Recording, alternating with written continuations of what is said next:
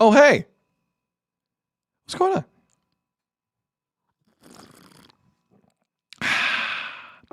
Shady McGuire in the chat writes the following. I feel like the Blue Jays are going to be present for Thanksgiving in Canada this year. No, they won't.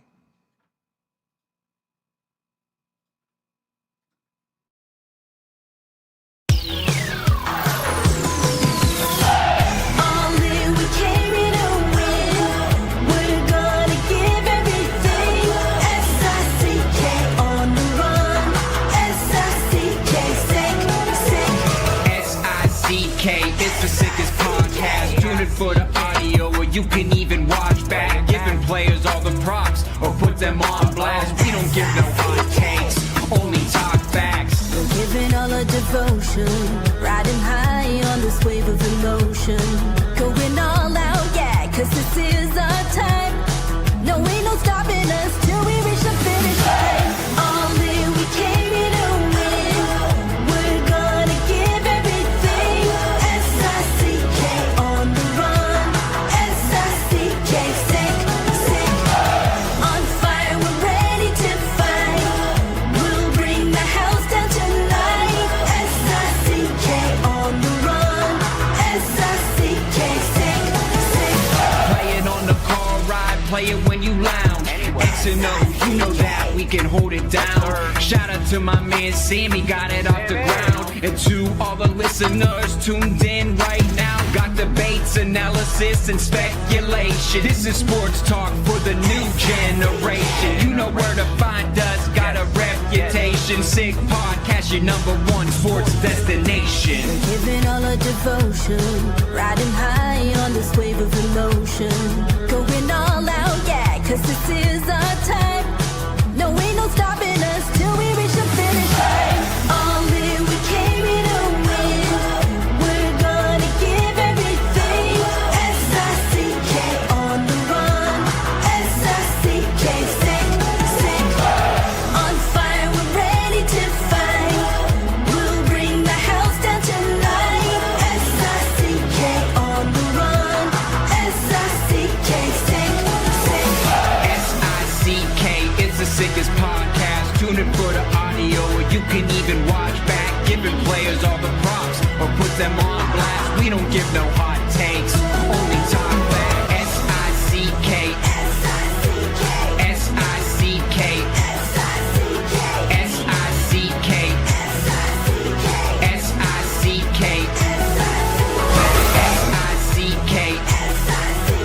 S-I-C-K, S-I-C-K, S-I-C-K, S-I-C-K. All in, we came here to win. We're gonna give everything. S-I-C-K on the run. S-I-C-K, sick, sick. You are now listening to The Sid Seixeiro Show. Powered by Sick Media, the sickest Toronto sports show. Now, here's your host, Sid. What's up? It's Sid.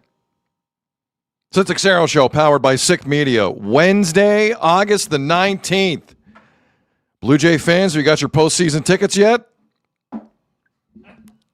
When do playoff tickets go on sale for the Toronto Blue Jays? I think you have to buy them already, no? They've already been doing that like low-key behind the scenes, right? I'm not kidding. I think the Jays have quietly been like, if you want playoff tickets this year, 2027 packages are now available. Yep, exactly. I had that. Where else are you going to see Miles Straw play? Hey, we're up to 21.5%. Come on. We are live on YouTube. We are live on X. And for everyone listening and watching after the fact, thank you for making us a part of your day. This is going to take a while here, and it's not the first time I've been put in this position. Part of it is my own doing. It's not the first time I've been in this position. I gladly sit in this throne of criticism. I got no problem with it. I've constructed it. Came from IKEA as when I built it. I'm going to sit here for a while, though. And it's on the chair of realism. Because Jays fans, like, there's a fine line between mild excitement and running amok. There's very, very fine line, right? And I'm fine with everything on the left side of that line. Curiosity, mild enthusiasm, even traces of hope. What I'm not going to do, sitting here, is say, get ready for the postseason. If anyone else does that, that's fine. I'm not there yet. It's going to take a while for me to get there based on what I've seen this season. I can't unsee it. For example, right before the show, Azzo says to me, and I half believe it, watch them sit Alejandro Kirk tonight. I think you might be right on that. Because of course you would. Back to Kirk in a second. But I will give you this about the Jazz. I want to take you back to a game that wasn't that long ago. It was July the 22nd. Do you remember what happened on a Wednesday night at Rogers Center on July the 22nd? Here's one. Jays lost. And they lost in a way that was rather familiar. They lost 4-2 to the Rays that night. Dalton Varsho not only went 0 for 3, but committed 2 errors. Jeff Hoffman took the loss in the bullpen game, gave up 3 runs. None of them were earned, but he gave up 3 runs. So that's how that night kind of went. And, it was in the middle of a stretch where it's like, here we go again with the Jays. Some sloppy play, no offense. Yep. That's who they are. But July 22nd was also rather significant for this reason. They have not lost consecutive games since. Now, I don't want to blame Dalton Varsho. I don't want to blame Jeff Hoffman. But at the end of the day, it was all their fault. Dalton Varsho was disgusting in that lineup, and he was a black hole in it going back to the World Series. As nice a guy as Dalton Varsho was, one of the more selfish guys at the plate I've seen on this roster in years. He thought he was a home run hitter. He never just wanted to move a guy along. And they suffered every time. And Jeff Hoffman was Jeff Hoffman. Unless, you're an idiot who continued to defend him and then you don't know baseball. But everyone knows what Jeff Hoffman was. Funny enough, the Jays since that night on Wednesday, July the 22nd, have not lost consecutive games. There's been some changes here, obviously. The aforementioned Dalton Varsho, gone. Jeff Hoffman, gone. Things feel a bit different. In the bullpen, in center field with this Bateman kid from Chicago, it all feels a little different.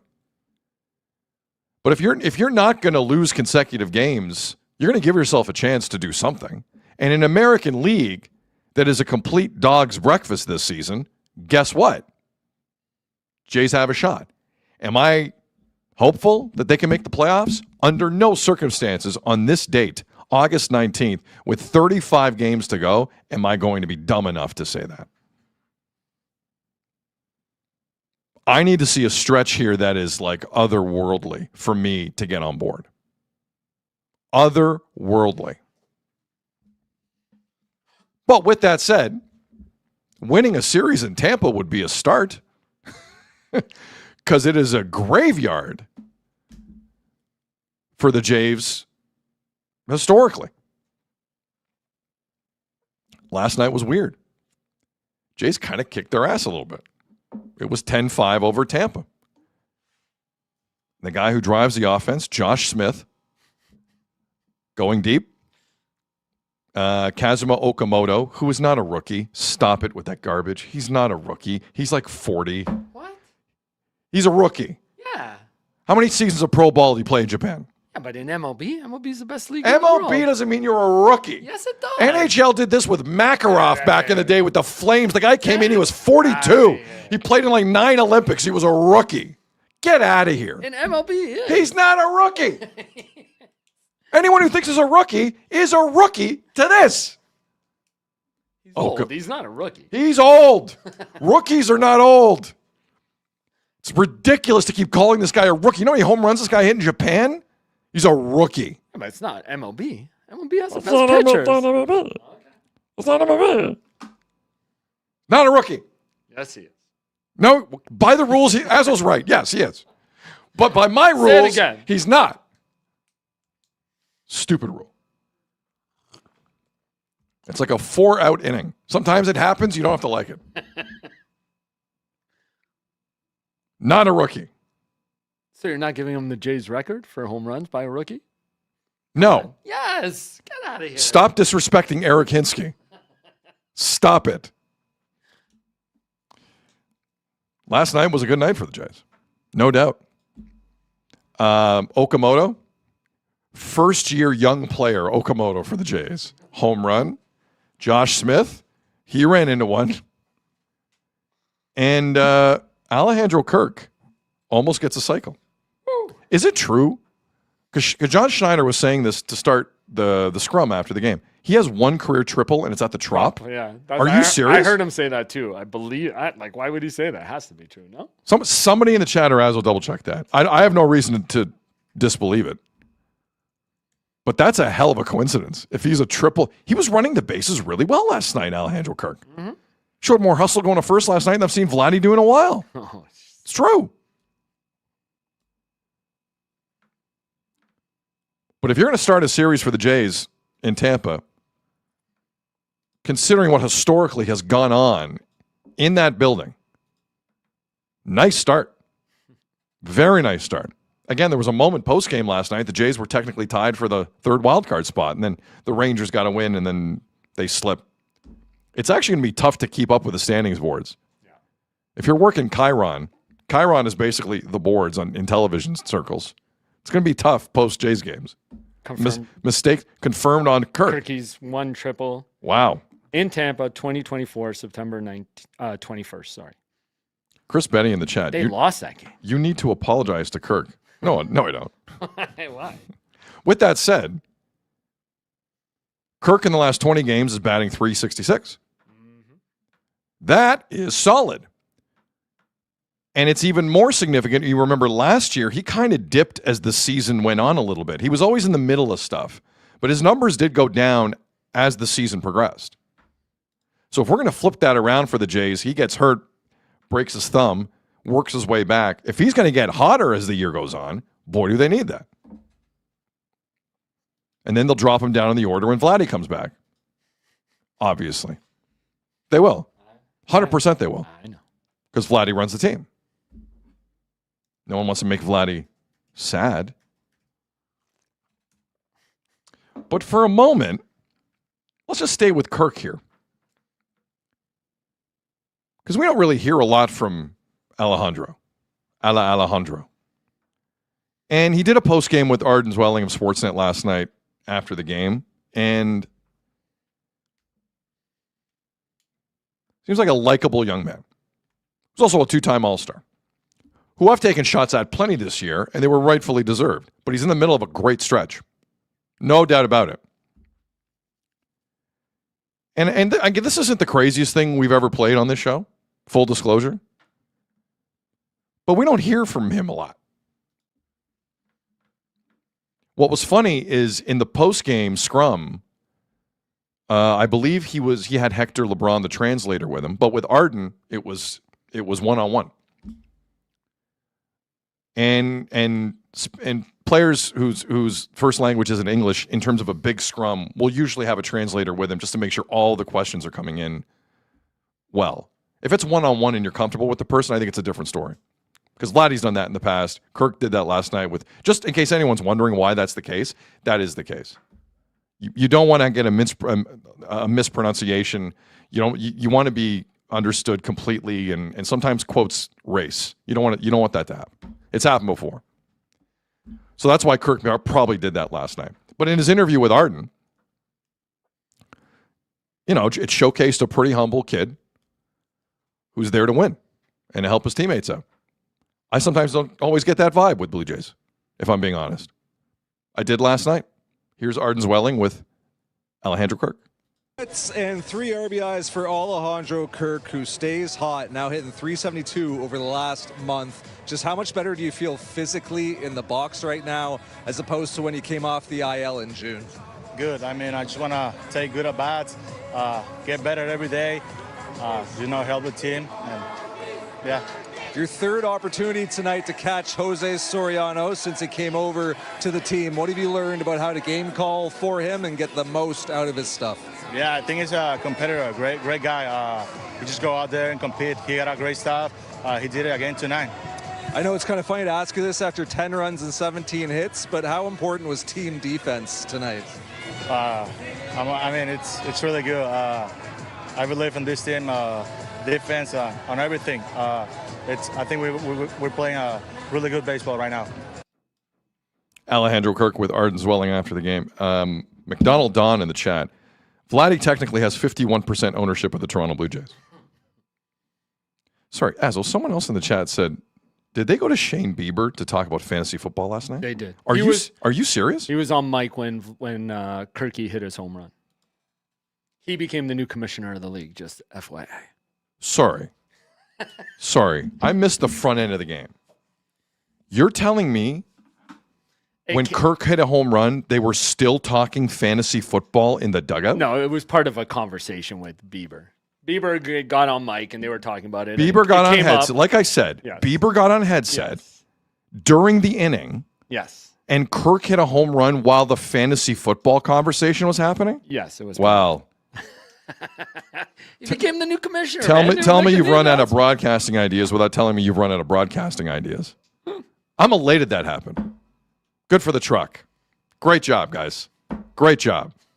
9th inning, when Louis Varland's up tonight, let's have chapter 3 on fantasy football while Louis Varland's trying to lock down a win. Do that. Great broadcasting move, guys. Phenomenal. Wow. I had no idea that's how that played out. My apologies. Yeah, no. All good. I thought someone in the chat was joking. No. It came up. Of course it came up. Hey, it was Jesus Christ. They're going to get Bieber on more. When he's on mic, guys hit home runs. Come on. Maybe they got to get him on when Vladdy's at home. Wow. Anyway, back to Kirk, who hit a home run. Sorry to interrupt the Jays' fantasy football season. It was about more than that. Was it? Nah. Honestly, I didn't see it. How much of it was fantasy football? How much of it was baseball? 80-20? Nah. Closer. Okay, you got to start speaking English to me. 60-40? Yeah. Okay, good.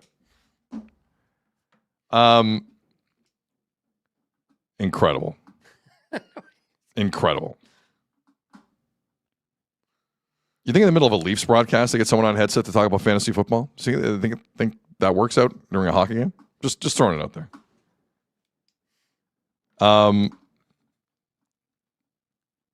Good for Kirk. Good for Kirk. There's no question when he gets going, it helps a lot of things with this lineup, and it makes the lineup look good. I'm not close to being on the bandwagon. I may have to start every show with an update of how close I am to getting on the bandwagon. I'll be honest with you. I might get there one day. I'm not right now. I'm not. Would you say you're 21.5%? I'm more like their playoff chances? Well, I got 21.8. Oh, really? You got 21.5? Yeah, that's the best part of this. People have different equations. Maybe it changed after I looked at Fangraphs. I looked at Fangraphs. They had a 21.5 last time. I checked. Maybe it changed. All I know is there's 35 games left,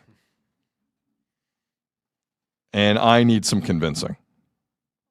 And Jays fans need to make a better argument to me than the following. Well, everyone else is bad. I need one more argument than that. I haven't seen it yet. I haven't heard it yet. But I can't wait for more fantasy football talk tonight. Looking forward to that. Jeff has a party. Good afternoon. Hey. It's over now. They got a new I am finish. legit angry at what you just told me. I did not know that's how it happened on the broadcast last night. Because he went up there talking about what Max said the other day. Because Max Oh took yeah, some shots at everyone's him. waiting with They're having bated fun. goddamn breath for more Max Scherzer fantasy football talk. They're winning. They're having fun. Jesus. It's fantasy football season. It comes up. They got to have their draft. They have off days coming Who up. cares, man? Who cares? Like, if you're in spring training and you want to talk about the NCAA bracket, that's a different discussion to me. How do you fill out your bracket? It's the 7th inning of a game no one's watching. Let's talk to someone about it. Sure, I don't mind that. Oh, man. You got to be kidding me. Oh, this is funny. Grumpy old madman in the chat said, "What exactly were the Leafs odds to get McKenna again?" It wasn't 21.8. It was No. lower than that. I think it was like 12. 12. wasn't it? I thought it was right around 12, too. But that's the ball number, too. Is that really what And then it was? your boy Alex DeLuca pulls out the Yeah. thing. Well, it kept changing, right? But what was the original? Wasn't it like I think- 8%? 8 or 9?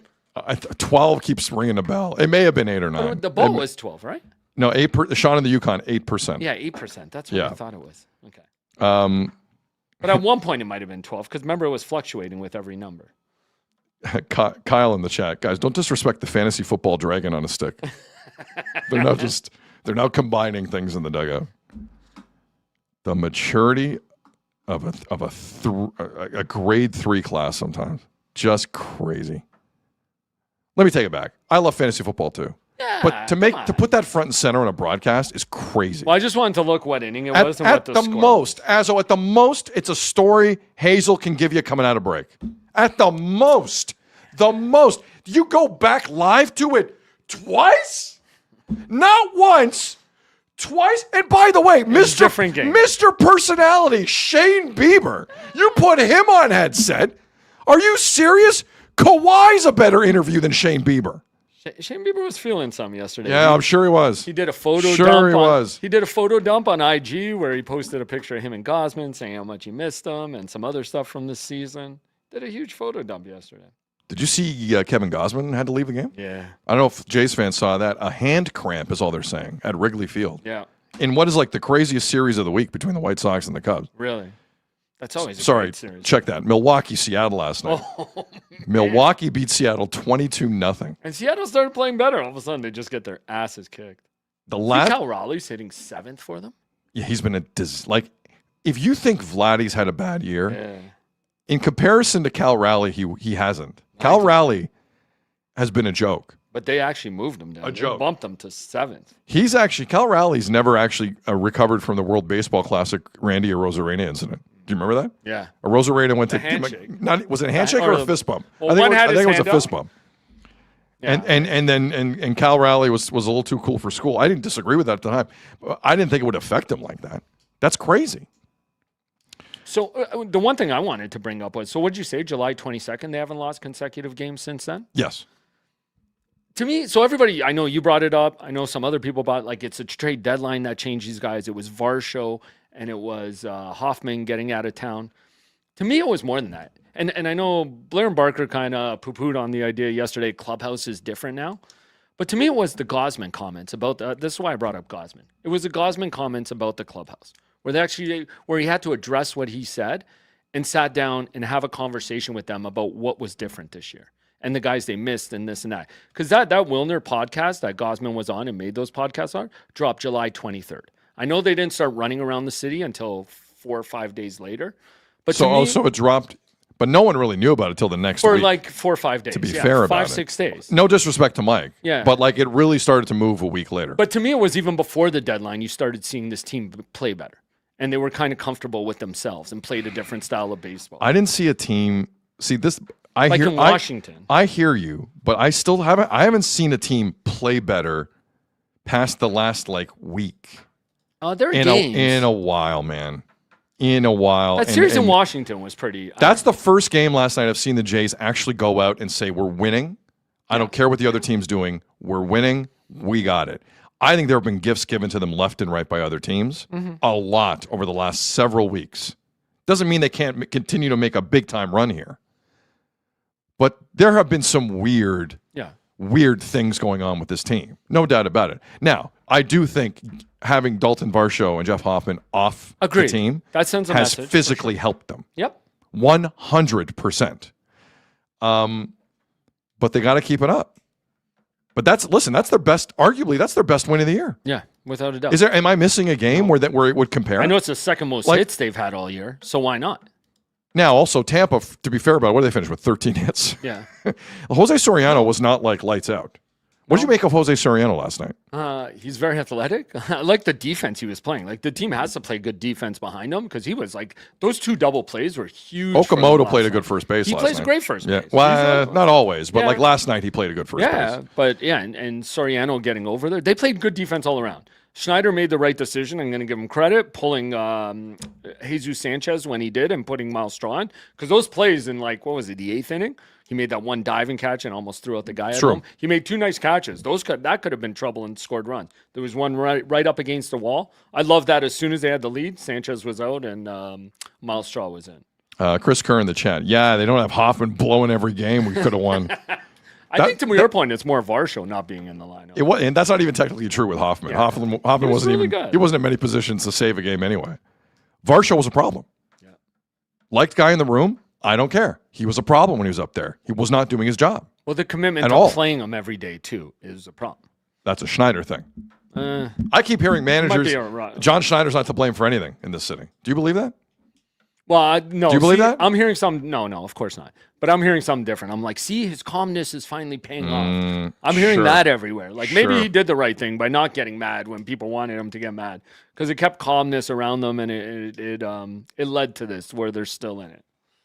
I don't know what you can say. Like, the Schneider thing's so weird because these guys are taxed. You need more games like last night so you can give guys in the bullpens nights off and their arms aren't as taxed, right? But we saw it last year until eventually the bullpen caved. Yes. And there was no one for him left to throw out there at the end of that World Series. He will not use that / Ross Atkins will not use that bullpen any differently than they have. They will go with the matchups. They do not care if you're tired. That's how they operate. And it hasn't caved in on them this year yet. Could be getting close. 35 games to go. They're going to get a bit more desperate, as they should. We'll see. Because if the bullpen goes, this is a wrap. Well, this is a wrap. And shout out a guy like Spencer Miles, who is like crushing it right now and hitting almost 100. He was throwing 99 last night. But like, this is a guy with an injury history who's approaching the most innings he's ever pitched. Like, how much can you rely on him? Like, did you know, I saw this stat from Just Baseball yesterday, media account. There are 6 pitchers in MLB with at least 50 innings and an ERA below 1.9 out of the bullpen. 3 of them are Blue Jays. The trio of Louis Varland. Flu Harding. Yep. No, Tyler Rogers and Spencer Miles. Flu Hardy's not in there, right? No. And he's been amazing, too. And he's been awesome. So those are 4 guys, but like, yeah, how much can you ride them down the stretch? Oh, he's till the wheels fall off. Till the wheels fall off with Schneider and Atkins. But it's also about scoring early. Like you said it the other day, this offense is so bad. If they could score runs early like they did last night in the first inning, you get off and running a little bit. Like, just, yeah, I'm with you. It does matter psychologically to a team. 100%. If you can get on the board, good times. Yes. And I was mad McAdoo wasn't in the lineup last night, but I guess it worked out. Worked out. Prof. Corey in the chat. The Jays this year against Tampa and Texas. Have you seen this? No. They're 3-12. Oh, wow. Against everyone else, 6 games above 500. Oh, what? Does that really? That's Is that real? Is that real? I know it was their first win at the Trop last night, but it's only their 4th game. I think that's real, though. Because they won a series. They won the last series against Tampa, didn't they, at home? I think that might be real. Okay. It adds up to the record now. They're 62-65. All right. Oh, wow. If that's real, that's messed up. That's crazy. That is crazy. That's against, like, the Yankees. That's against the Red Sox. That's all kinds of teams. Mm-hmm. All right, Prof. Corey with a crazy stat. Wow. We'll take that. Goodness. Wow, I'm wrapping my head around that number. That is crazy. Just wake up against Texas and you'll be fine. They got to play Texas again before the end of the year. Seeing the Varsho thing, I was just more insinuating that after making the trade for him, especially giving up what people were so angry about, like Atkins was like, you better play this guy every day. That's why I wasn't sure if that's a Oh, Schneider you mean thing. Varsho and the Diamondbacks? Yeah. Moreno and Gurriel Jr. When they gave up, yeah. Because, like, Ross doesn't like to admit once he's in the line. And they thought, dude, I'm pretty sure they brought him here thinking they were going to extend him. And it was put him out there so we see what he has for next year and if we're going to give this guy a contract. I'm stunned how poor he looked in a contract year. Stunned. Almost as bad as Kyle Tucker. There's no crying in baseball, is there? We'll get to that. I don't think he was crying in that video. He wiped his face, but I don't know if he was crying. Okay, for the sake of context. Anyways, we'll get to this. I think he was crying. Okay. I hope he was crying. He did wipe something from underneath his Maybe eye. I'm a cold-hearted person. I could care less if a guy making $60 million a year is crying. I do not care. Other guys in other situations, different story. Well, we're going to get to I this. do not care. Because I think Suck it up, buddy. a clip we have later in the show can kind of explain this too. The Votto one. We're going to get to this. Yeah. We might have a couple clips later in the show that Yeah. might explain something like that. Yeah. The psychological part of the game, something we don't talk about a ton. Yep. Well, we've seen it with Vladdy a lot this year. Yeah.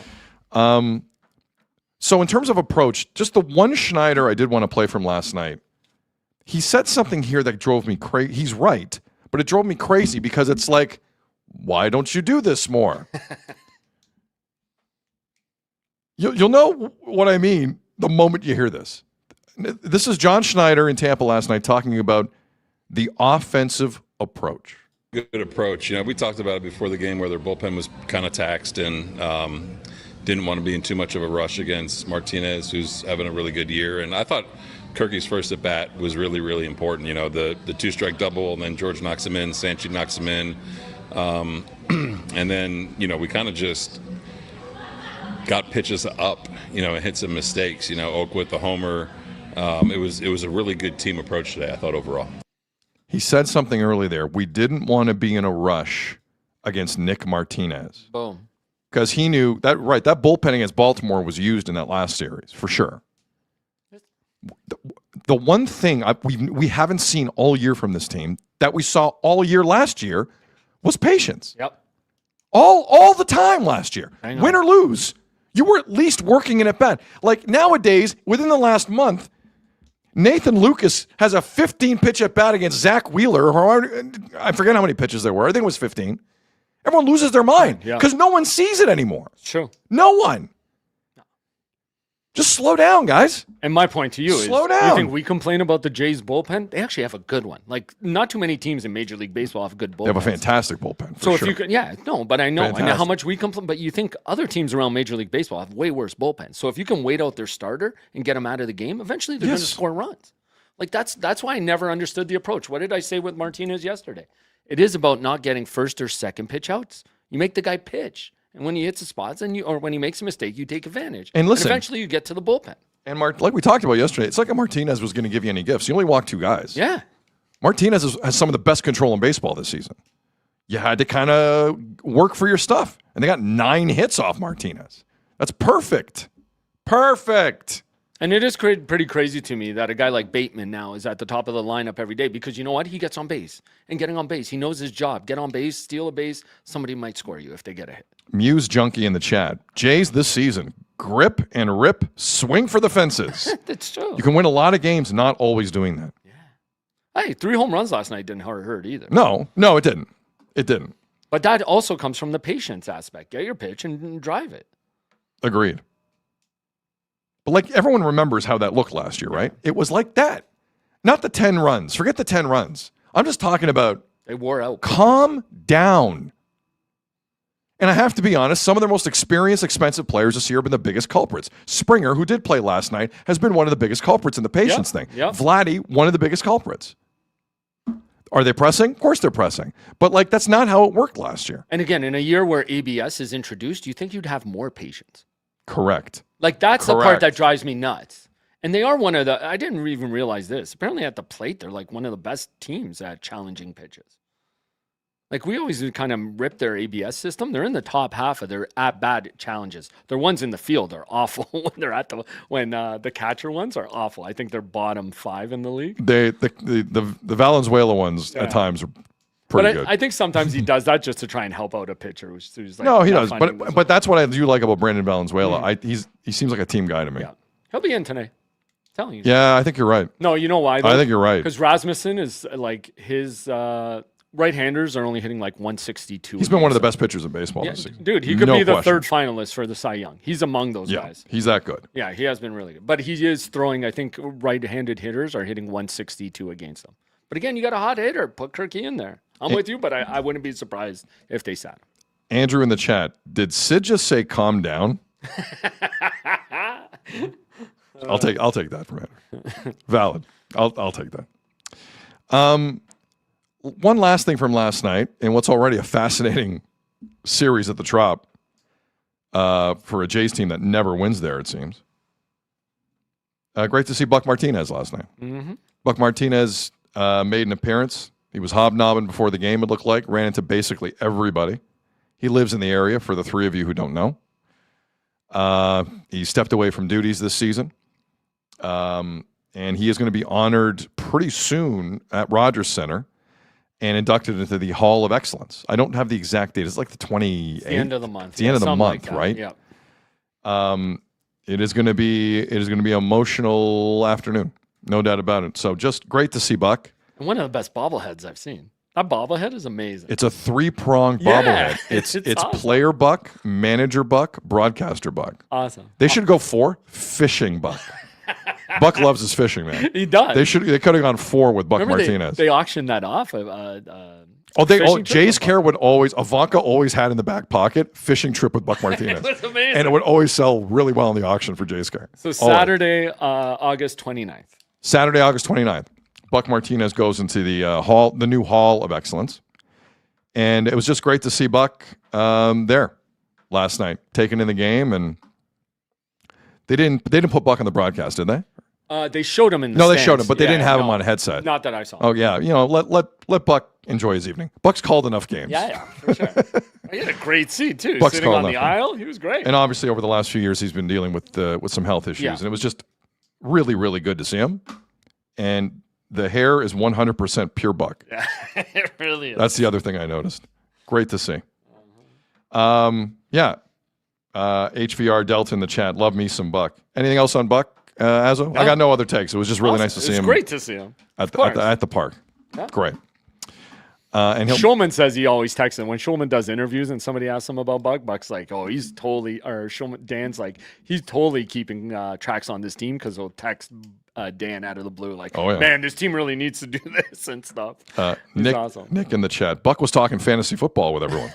It's true. Bart in the chat. That hair is mega. Yeah. Should do a bobblehead where his hair sways a little Just bit. the hair. Yeah. You could do it. A little You could bit. have it just.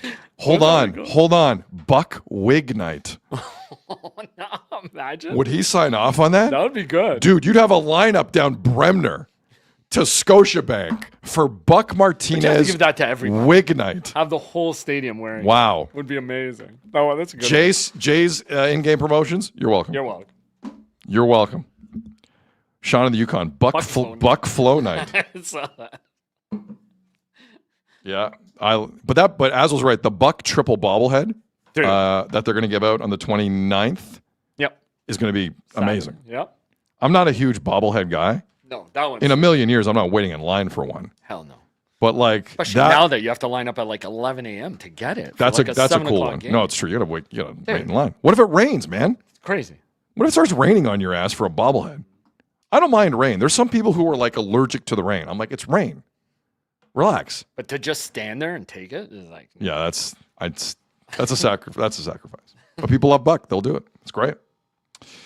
All right, we're gonna kind of shift from baseball momentarily. We'll get back to it. But there's some other things going on. The hockey news cycle seems to be picking up again.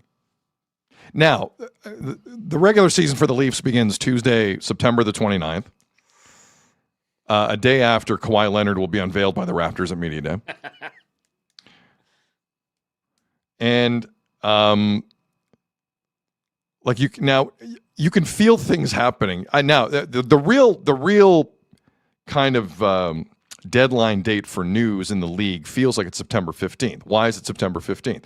September 15th, according to the CBA and the National Hockey League, is the last time you can sign your own player to an 8-year contract. That runs out on September the 16th. You can no longer do that.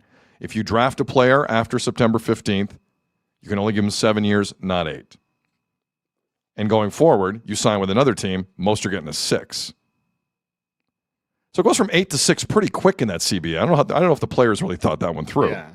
But it's going from 8 to 6 technically. And there are many outstanding issues in the National Hockey League. Dylan Larkin, we don't know what's going to happen with him in Detroit. What was the idiotic headline that you sent me yesterday on that? If he's not traded, Dylan Larkin will report to the Red Wings camp or something like that. If he's not traded. If he's not traded. It's the dumbest headline I've ever read. Dylan Larkin will be at camp for the Red Wings unless he's not a Red Wing. Thanks. Thanks, Tips. Who still need a GM, by the way. They have 19. Do you know the shiving going on behind the scenes of the Red Wings? That's what I'm saying. To become GM? Right? Nick Kronwall and Sean Horkoff are having a fist fight. It's like they're in the outfield of a Cubs-White Sox game just to be the GM of that team. But here's my only problem. If Yzerman was seen as not incompetent, but couldn't get this team to the playoffs, aren't all these guys part of that too? Well, yes. Like, you know what I'm saying? Yes. So are they going to look to go another way and all those guys' jobs are in jeopardy? But to be fair to everyone, and it's the same with the Leafs, and it's the same for a lot of teams. Like, I understand if you have a big team. There's an assistant GM. There's a couple of assistant GMs. If you're the Leafs, you had 19 assistant GMs. There are people all throughout the organization, head of scouting, head of player development. There's all kinds of people. No one tells Steve Yzerman what to do. No one. It's a valid point from Azzo, but got to get real about it. No one told Brad Treliving what to do. No one told Kyle Dubas what to do. No one told Brendan Shanahan what to do. Like, all the assistant GMs in the world in that situation are not running anything, with respect. So I do have a hard time saying everyone below Steve Yzerman in Detroit is completely incompetent. Did Yzerman do his job, Azzo? No. I agree with you. Neither did they. And neither did, well, I don't know what their job was. It's fair. Well, you know what their job is now. Some people are being triggered by Hockey Talk on August 19th. Really? Forza Ferrari in the chat. Oh my God, Hockey Talk? What is this? I think that's a good trigger. Dubas is handing out 8-year contracts like nothing. Oh, I know. Hey, listen, if you're in Pittsburgh and you get 7 points this season, look out. He is locking your ass down. Well, except you're Sid, because Sid apparently is going to sign an extension by the start of the season, but it's only going to be 1 or 2 years. I'll believe that. I'll believe that when I see it. Really? I think one day, as loyal as Sidney Crosby is to the Pittsburgh Penguins, I think one day he's going to look at Kyle and say, "I think you're an idiot." Come on. Yep, I do believe that. No. I do believe that. How many players end their careers like the Golden State Warriors thing is one of the rarest things in sports. Yeah. Like, do you think Anthony Edwards is going to end his career in Minnesota? No shot. You think Scotty Barnes is going to end his career with the Raptors? No. No shot. Agreed. Like, that kind of thing is so unique now in sports. But Sidney Crosby has always given that impression, him and Pat Brisson. Pittsburgh's the only place for them. Okay. Well, the source of that was Brisson, by the way. Well, he would know. Yeah. Pat would know. Josh Yohe apparently had that coming out. Patrick Mafia in the chat. Dubas is so bad. Viper in the chat. Crosby is retiring a Penguin. He ain't leaving. A lot of people believe he ain't leaving. Yeah. For sure. I am slightly more skeptical than most. Where'd he go? The Habs? That's the only spot, right? Or Colorado? Anyways. Azzo, let me tell you something. Yeah. I've already caused enough stirs in Montreal this year as it is. And I'm fine with it. I'm just going to ask you once before we go down this road. Do you want to go down this road? Because the last time I checked, the Montreal Canadiens' quest for another center has not been completed. Correct. That's the only place he would go, right? I think his childhood team. Unless he was going to join Nate in Colorado, but I don't really see that. Dude, Nate is scaring the hell out of everybody. Everybody. So that's why. Maybe Crosby's the only guy who can do it. Everyone wakes up in the morning. Nate, how you doing? It's all right. Nate, how was your weekend? We gotta work on the power play. Okay. No problem. No problem. Nathan McKinnon, no problem.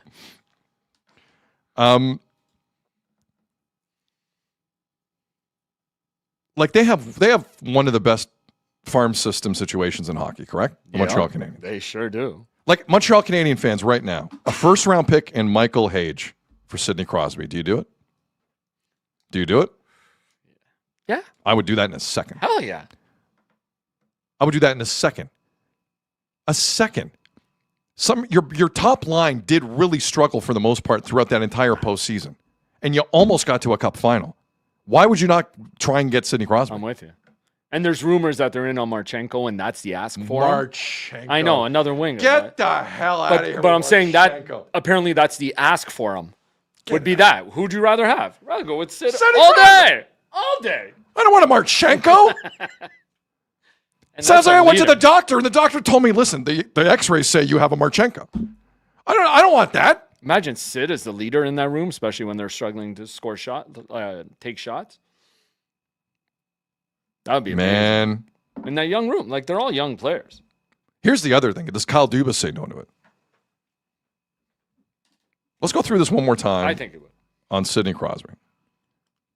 Because the one thing Crosby is doing, despite, and like he's being loyal to Pittsburgh, obviously, but the other thing he's doing is giving himself options. That's a Pat Brisson suggestion. Yes. So once again, for those who need reminding, Crosby entering the last year of his 2-year contract, still making $8.7 million on the salary cap. By the way, clever. Jeff in the chat, Dubas would say no. I don't know about that. If you're Dubas, though, are you the guy who trades Sidney Crosby in that market? That's a bad rep.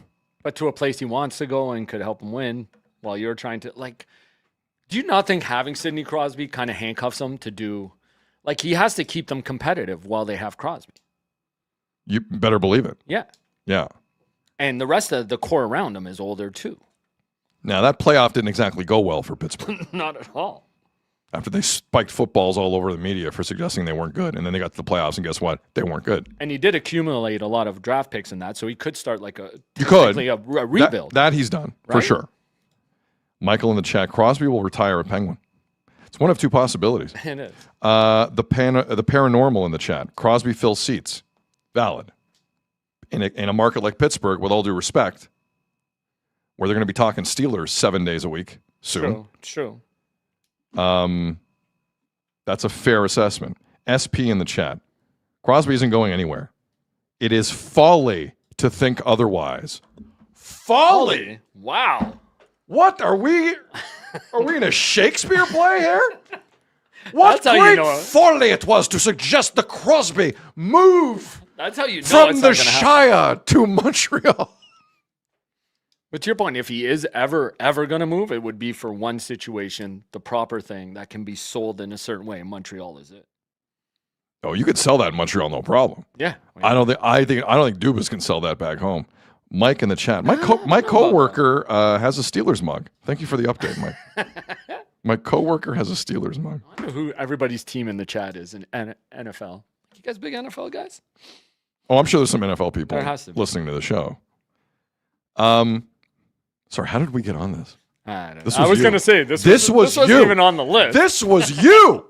Well, you're talking about contracts You. coming up and extensions. You're Okay. talking about Cutter Gauthier. You know what? I'm going to say it. I don't care. Do it. Anyone in Pittsburgh doesn't like this, you go to hell and give some other 7-point player 8 years. You might be on Go a to reel. hell. Hey, hold on. You might be on a reel next year if they make the playoffs. You know that, right? Good. I'm just kidding. Kent Hughes, you've danced with Matthew Nyes, and you've danced with Marchenko, and you've danced with who knows. Maybe you called Detroit on Dylan Larkin. I don't know. Maybe you danced. Maybe you called about Elias Pettersson. I don't know. You got to make one call, man. One call. La vie de Pittsburgh. The city? Did I say that right? You did. La I believe vie so. de Pittsburgh avec Kyle Dubas. That's the one call Kent Hughes has to make. Would it be Bastu Kyle? No. Okay. Now, I really hate you right now for saying that. Montreal, you know what to do. Enough. Enough. You've been playing footsie with the wrong people. Enough. Go get Crosby. I'm not messing around. You got the prospects, you got the picks, you got a team ready to make a move. Who better to join your team to make a move? Who? Can you imagine? Not Larkin, not Marchenko. Marchenko. You know what you need to do. Wait a year. and Go me- get Crosby. Yeah. Now. Trade Michael Hagee. Trade 2 first-round picks. Do you know what the Raptors are about to give up for a 35-year-old who doesn't care about this city? Crosby cares about your city. You know why? He's always cared about your city. What Montreal Canadiens fan says no to that? Nobody. Come on. Sid. Marinero doesn't say no to that. No. Pierre Maguire doesn't say no to that. Nope. Everyone at Sick Media doesn't say no to that. Good. And It's a party if they get Sidney Crosby for a year. And to have him around those 1 young year. guys, for sure. And then go get McDavid after that. Jeremy Burke in the chat. Ooh, la bibliotech. That's what I'm talking about. Montreal, Kent Hughes. It's time. It's time. Everyone on the team not named Noah Dobson signed for no money. Yeah. Everyone. It's crazy. And guess what? Sid will show up for $8.7 million probably. Actually, he will this year because that's what he signed for. Who knows what the next couple of years will be? The guy's still an elite player. Maybe not the best player in the league anymore, but you don't need that. You need experience and a complimentary guy with a ton of skills that's left in his bag. And Crosby has all of that. All of it. Only reason he got hurt last year, got cheap shot in the Olympics It's true. by that asshat Gudis. Who also cheap shot at Austin. That ass. Yes. Jerk. Just face. on nights against Gudis, don't play him. Right. Do not play your best players. The Gudis rule goes into effect. I agree. Has to.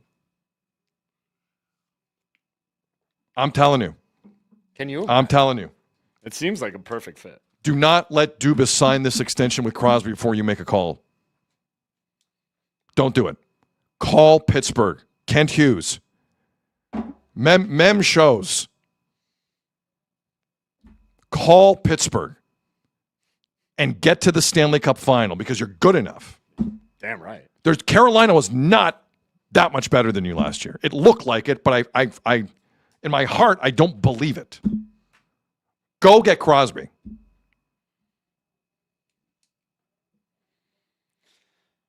Who disagrees with that if you're a Habs fan? I'm looking for someone in this chat to everyone's go. saying Sid's saying no. No, nobody in the chat. I don't think from the Habs side there would be any argument there. To have him around a young well, there's one person who said he's 39, stop it, or something like that. But come on, who would not want him around these guys? Guys, he has a full no move. At least for one run, and then go back to Pittsburgh. Who cares? You can go back. I know, right? Well, apparently Kevin Gosman's coming back. Everyone's decided. Well, like Kyle Lowry. Everyone's decided. Kyle Lowry came back. Kevin got before any negotiation happens. Gosman's coming back. You idiot. You have no idea if Gosman's coming back. And, Idiot. Well, especially with this front office, they don't do that. I want to get this started.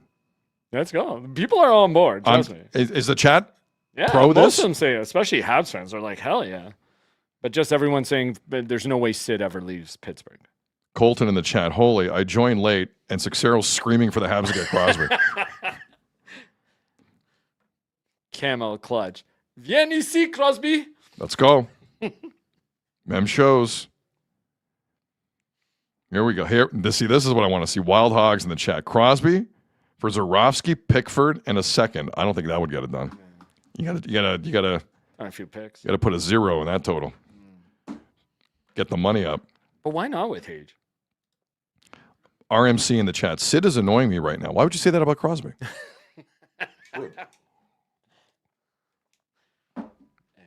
Jacqueline in the chat. Crosby with Demidov and Caulfield? Wow. Dude. Mm. You know what sucks? If they had I'm going to be honest with you right now. I'm super horny for this. Whoa. The thought of this is really starting to rev my engines. You know why I can't? Because they made if they hadn't made the playoffs last year, I would say this is more realistic. The fact they made the playoffs last year, you can't just abandon Pittsburgh. Jordo in the chat. Dubas will insist on Montembeau. Okay.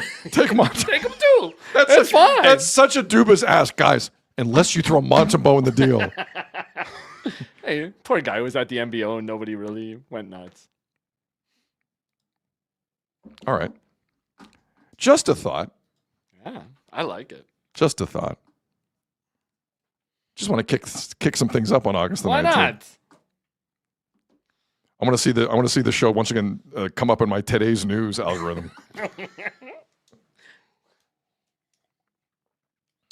Sorry, where I was going with this, Azo. Total left turn. Look at this guy. So you know hockey season's fast approaching because I saw William Nylander not wearing a shirt recently. Mm-hmm. So Nylander of the Leafs posted a shot of him working out. Yep. And he's lifting dumbbells. I'll leave that alone. It's too easy. But That's a hard exercise, by the way. Yeah, oh, it's super hard. But there's a comment underneath the post on Instagram, and it says, "Don't hurt yourself with all that weight, Willie." It's from Brad Marchand. So, is that his handle? Is that his actual handle? Yeah. Let's double check that's his actual. Because if that is Brad Marchand trolling William Nylander on Instagram, that's elite. That's pretty good. Instagram handles BMARCH63. 63. That's Brad Marchand? Verified, yep. Wow. Verified. The NHL saw this and put out a statement saying they disagreed with players chirping each other on Instagram. Just kidding. The NHL posted it on their own Instagram page. That's how much the NHL likes the chirp. It's amazing. Man. I think they posted the original and he commented on the NHL post. Oh, I got you. Yeah, NHL posts first. Yes. Marchand, he might not be following Willie, but he saw it on NHL's post and he commented on it. So there's a theme I want to take here with the Leafs on a couple stories. People are saying that's Willie's new dating app profile pic. Look at that. He's looking buff, man. He's looking buff. Yeah, it'll help. It'll really help him not throw a hit in the corner this year. There you go. The Smurf in the chat. Marchand owns the Leafs. Michael in the chat. NHL loves this stuff. The Mitch in the chat. 38-year-old Marchand can't use a comma. Grammar rips. Love grammar rips. That's how you get Marshy back. Suck on that. That's how you get him. Yeah? You got 2 cups? You can't use commas. Idiot. Slosh Hogger in the chat. Brad Marchand is such a pigeon. Enjoy your hip recovery, Marchand. Oh, damn. 6-7 year cap circumvention. It was a shady contract he signed with Bill Zito. It was kind of shady. Diesel in the chat. No, sorry. There's some good stuff coming in here. There's a lot coming in. Clint in the chat. He's only working out his middle finger. I like that a lot. Nas in the chat. Guys, he's no Sid Maldini. Oh, my goodness. My brother. Yeah. Sid Maldini. There it is. So my question, does William, what makes William Nylander angry? Would a comment like that make him angry, or is he like, I don't know? No, I don't. What does he do? I'm serious. Haven't coaches tried what this? makes William Nylander upset? It's a great question. Because I don't think that would piss me off as a competitor. But Marchand's been his daddy so long. What the hell is he going to do about it?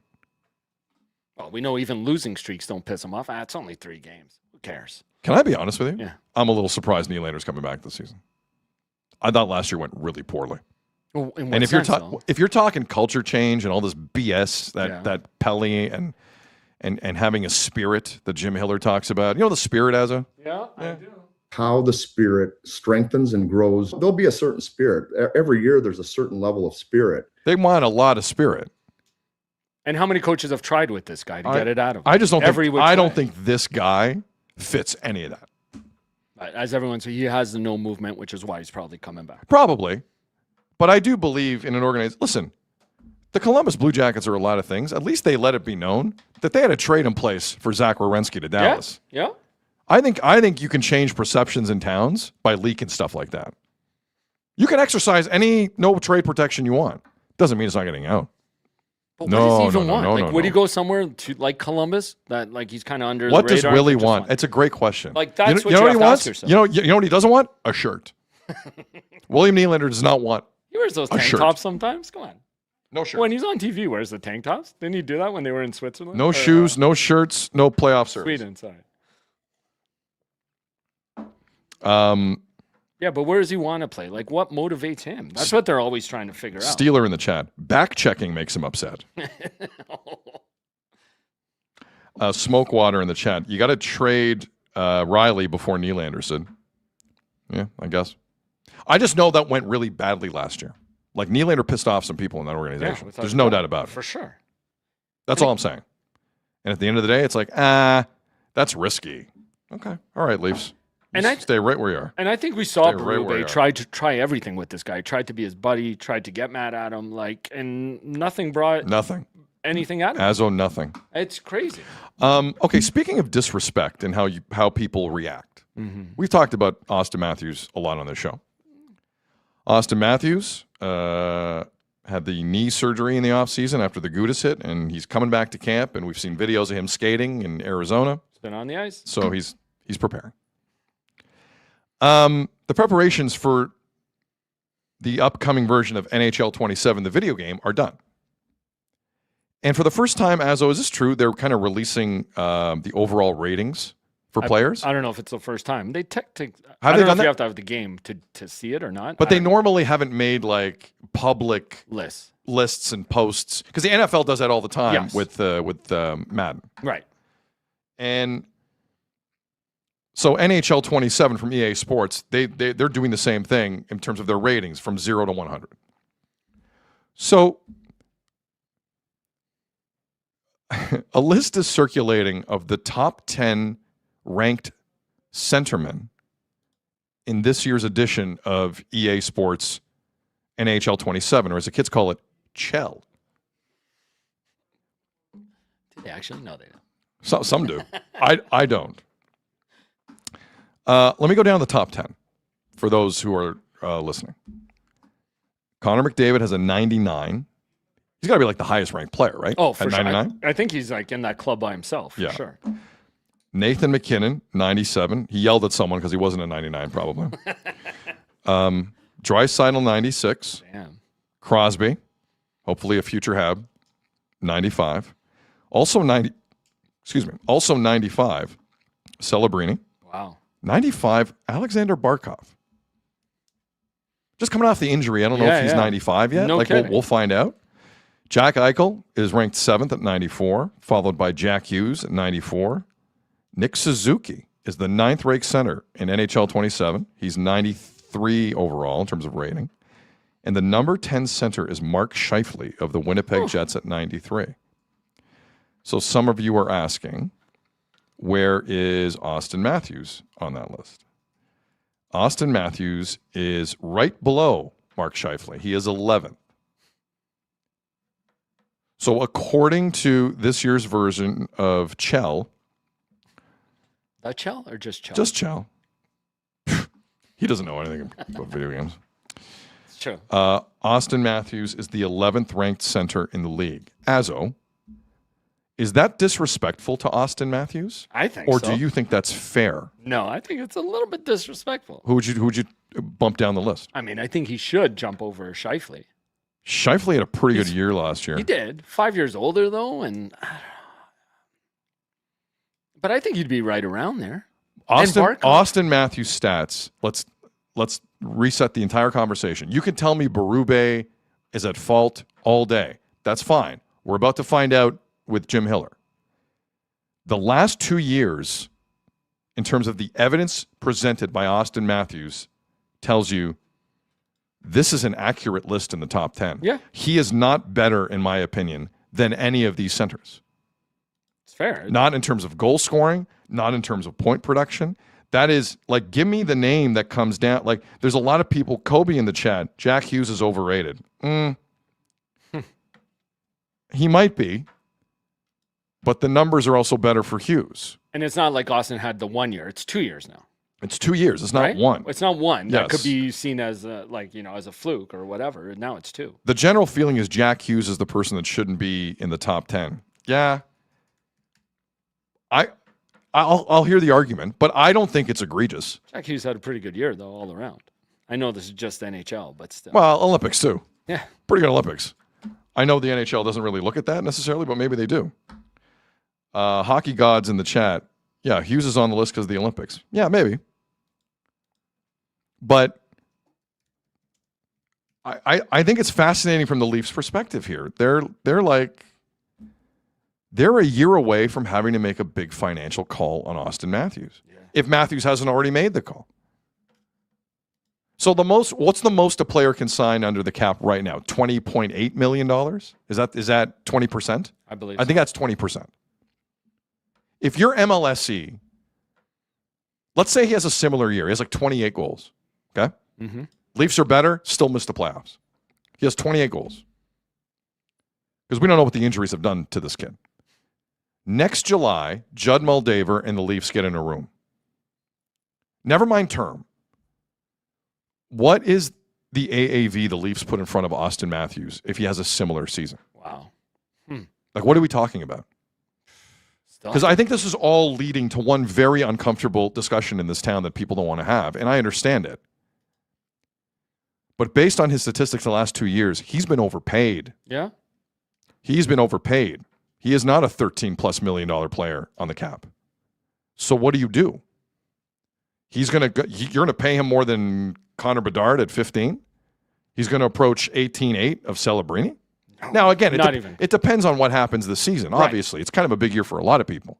No, it's huge for him. But right now, how do the Leafs justify giving him 16, 17, 18 million a year? Because you know full well his ass is going to want that. Yeah. Like, I think that's a wild decision. He can't be under 15. There's no way.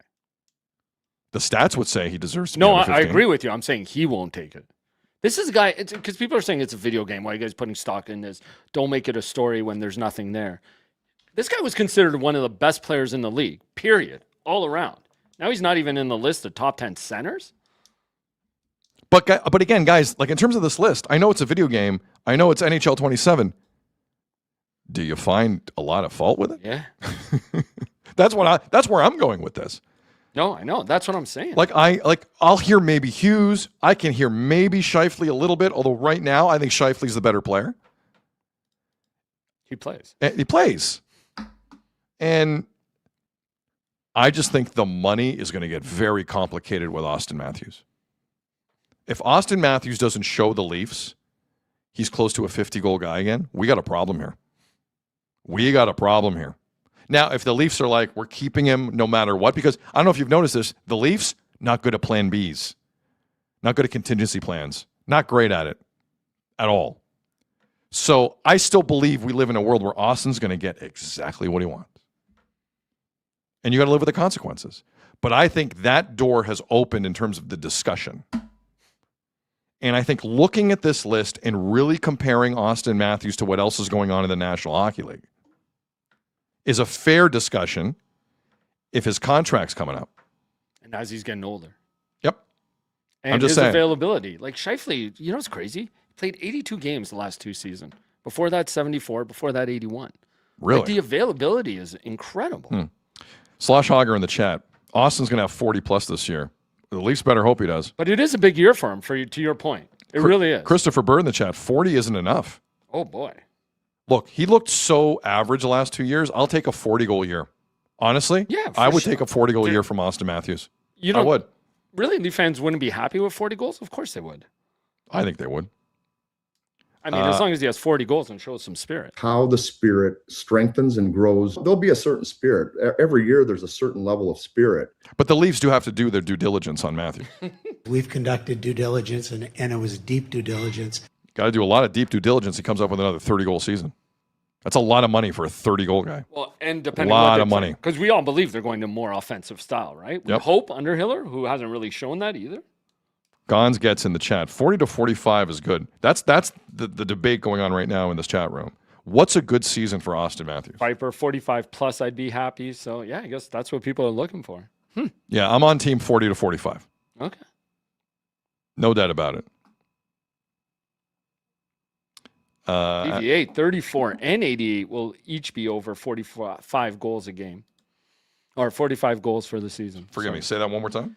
34 and 88, your boys, Austin Matthew and Willie Nylander, will be over 45 goals each, in my opinion. Well, they better. I just sent you a picture. Okay. From Mark on Twitter. Really? Yeah. I just texted it to you. Did you? All right. Did you see the right wingers list, by the way? I didn't see. No, I didn't see the. It's the centers list that. Oh, okay. You put it up. Yeah. So Azo right now is also giving me right wingers. They have Nylander 5th. Mm-hmm. 93 overall rating. Kucherov, Pasternak, Miko Rantanen at 94. Mitch Marner 4th.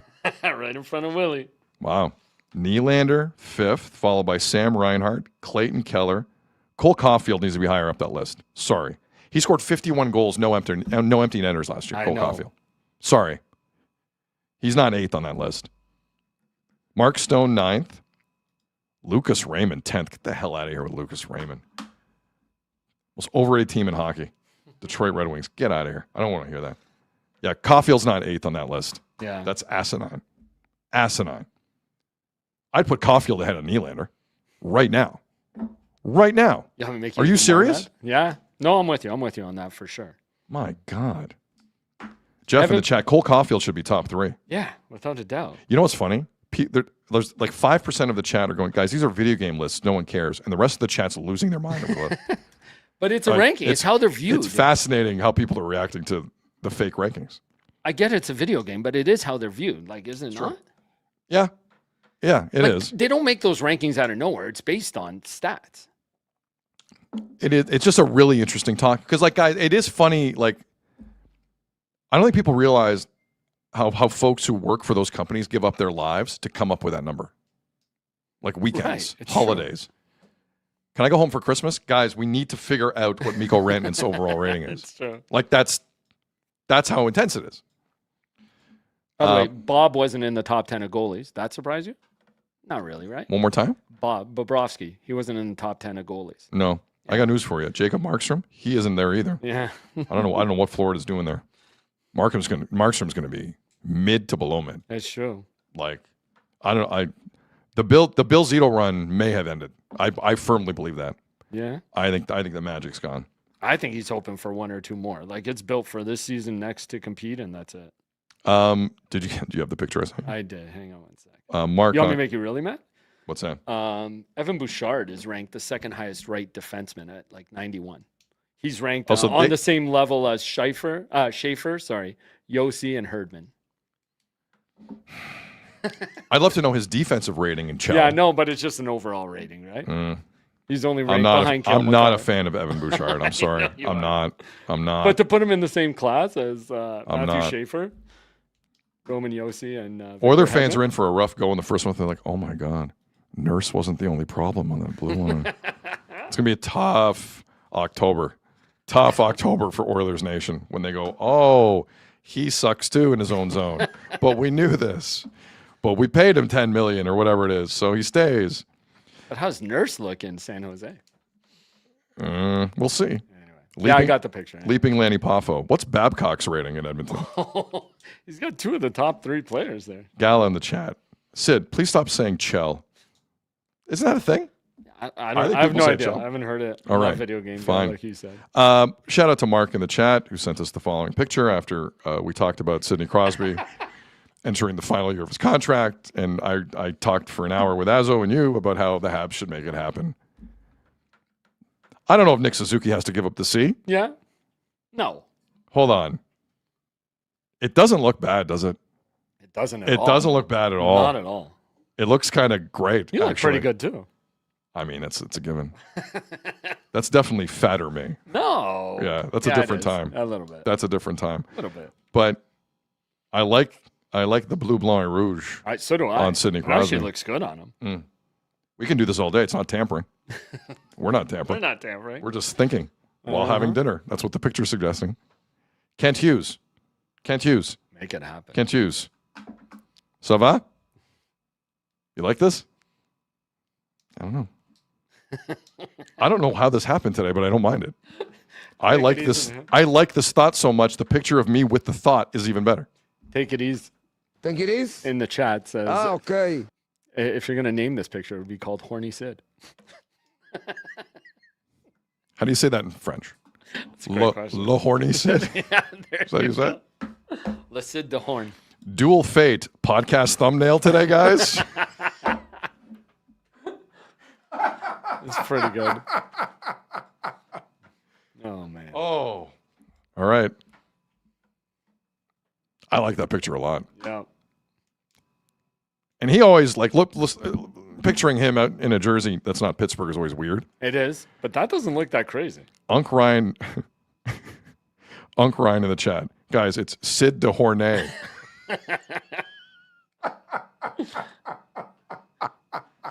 Where's the other one? Hockey God, Sid Ashod. Plus show. Blue show. Plus show. 100%. Is that how you say 100%? 100%. See, I'm messed up because I know more French than I think. Yeah. And I'll hit one thing, and then you'll start laughing because you didn't expect me to say it. Better brush up for next month. It's true. By the way, one more Leaf thing. We got to do this.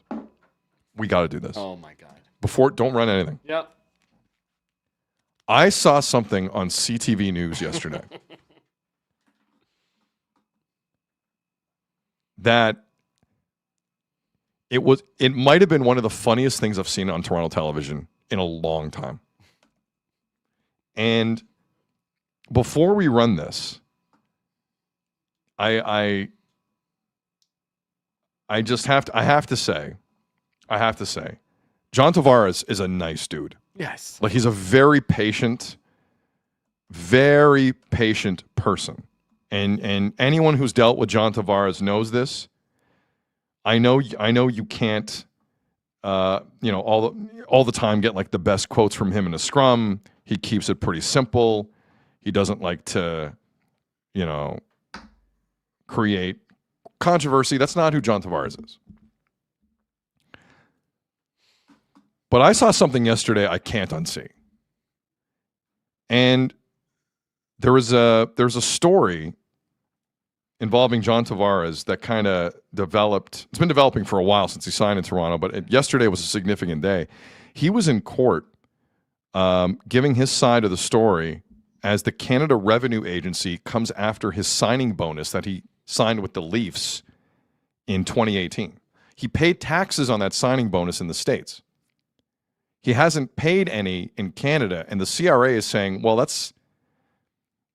I think some of that's technically ours, to the point where they want $8 million from John Tavares. Wow.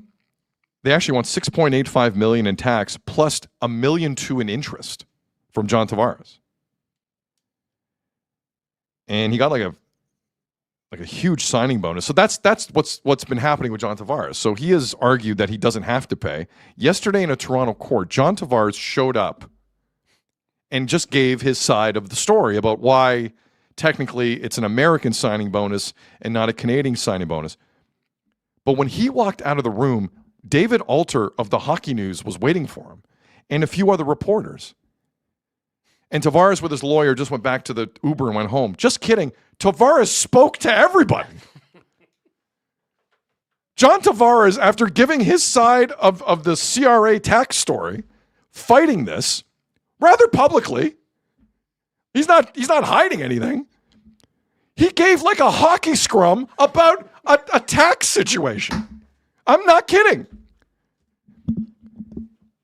And when you hear this, it's like he's talking about the power play that went 1 for 4. He didn't have to talk to the media. He's a nice guy. He did. But John, you didn't have to. This is a personal issue. Your signing bonus isn't my business. Go about your day.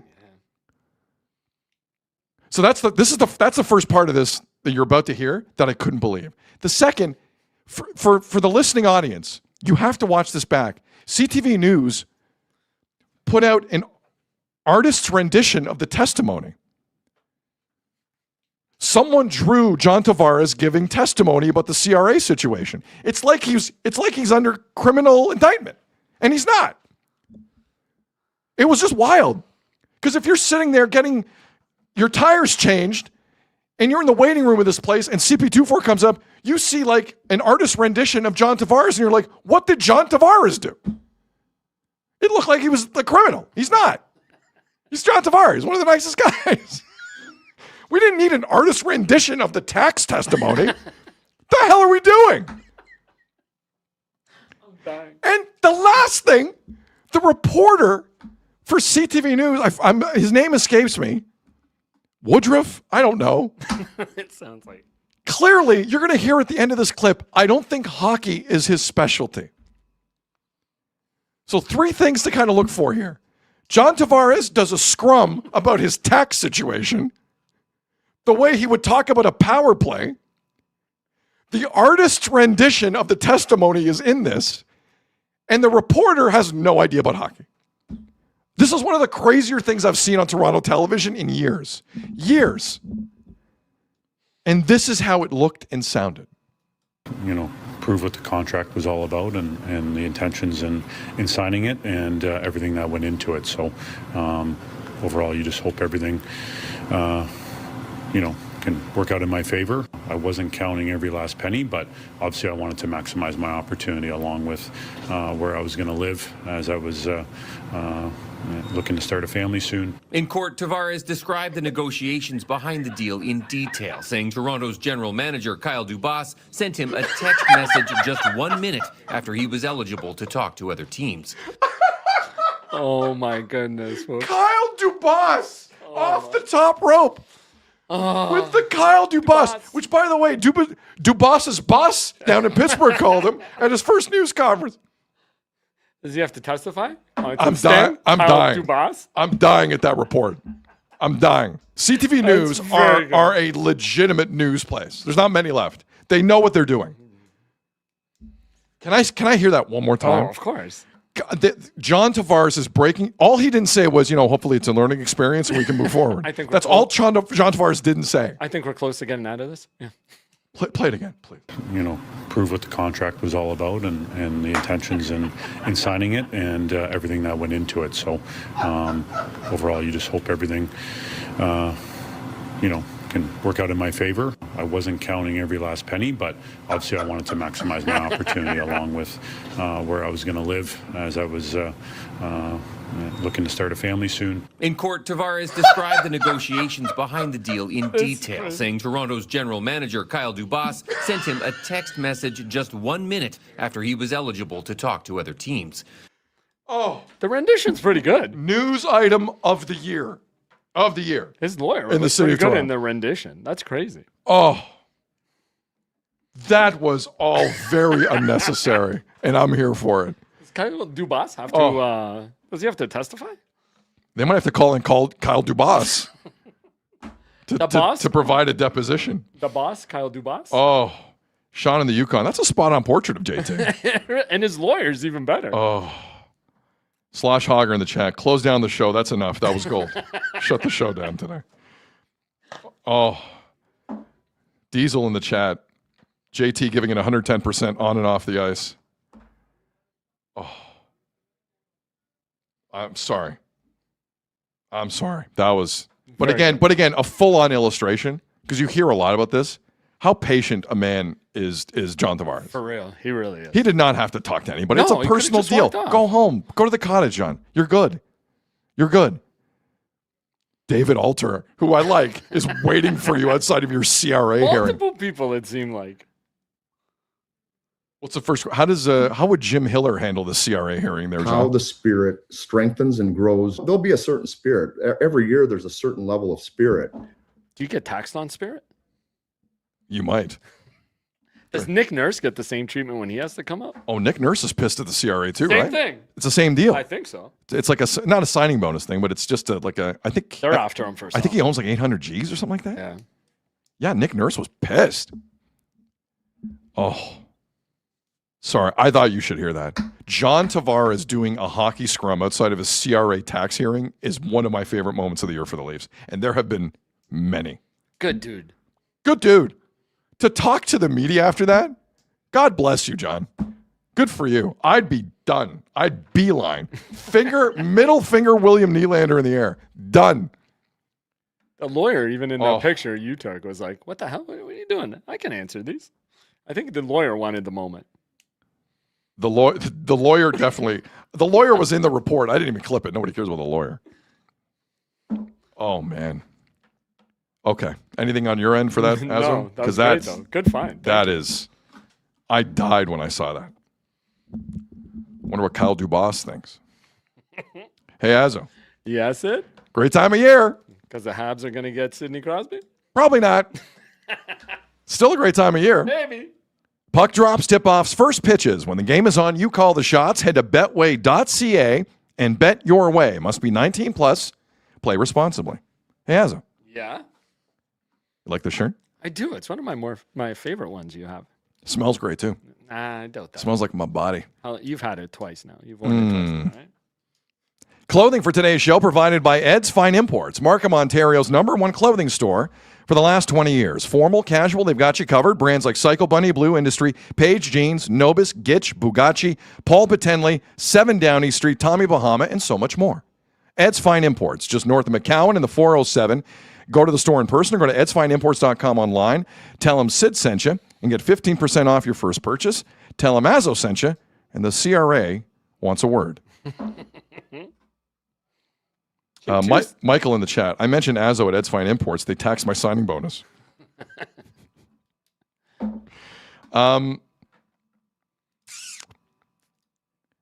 Let's go here. We've talked a lot about Kawhi. I don't know if you've noticed on this show.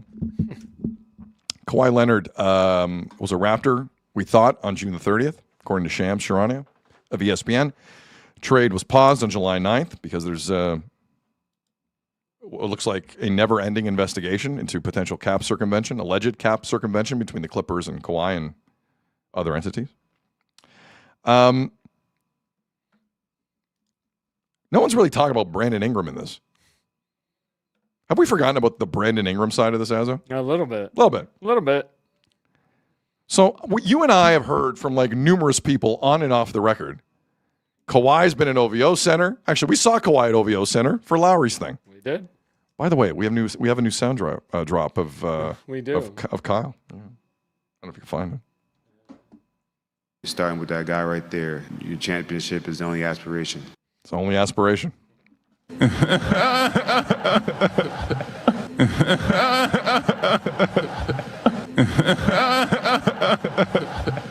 So funny, Kyle. By the way, Kyle, what went on in aspiration? What went on?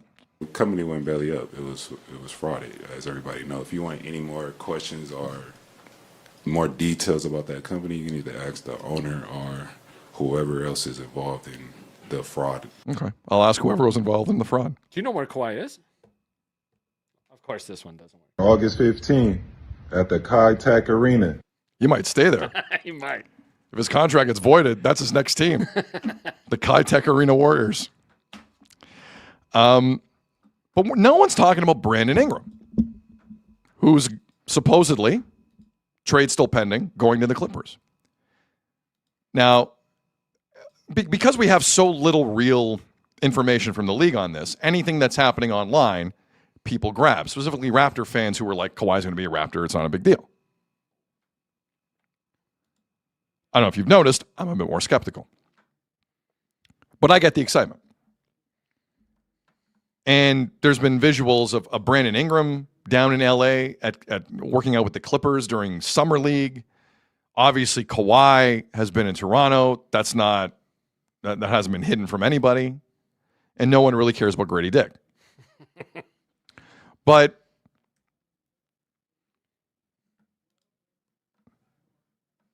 people are grabbing onto whatever they can online. And I've been hesitant in terms of like the really kind of simple stuff about bringing this up. And what I mean by that is like what logo are the players wearing during workouts? Like stuff like that.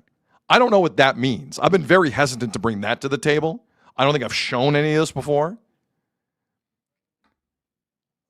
So I've held back. However,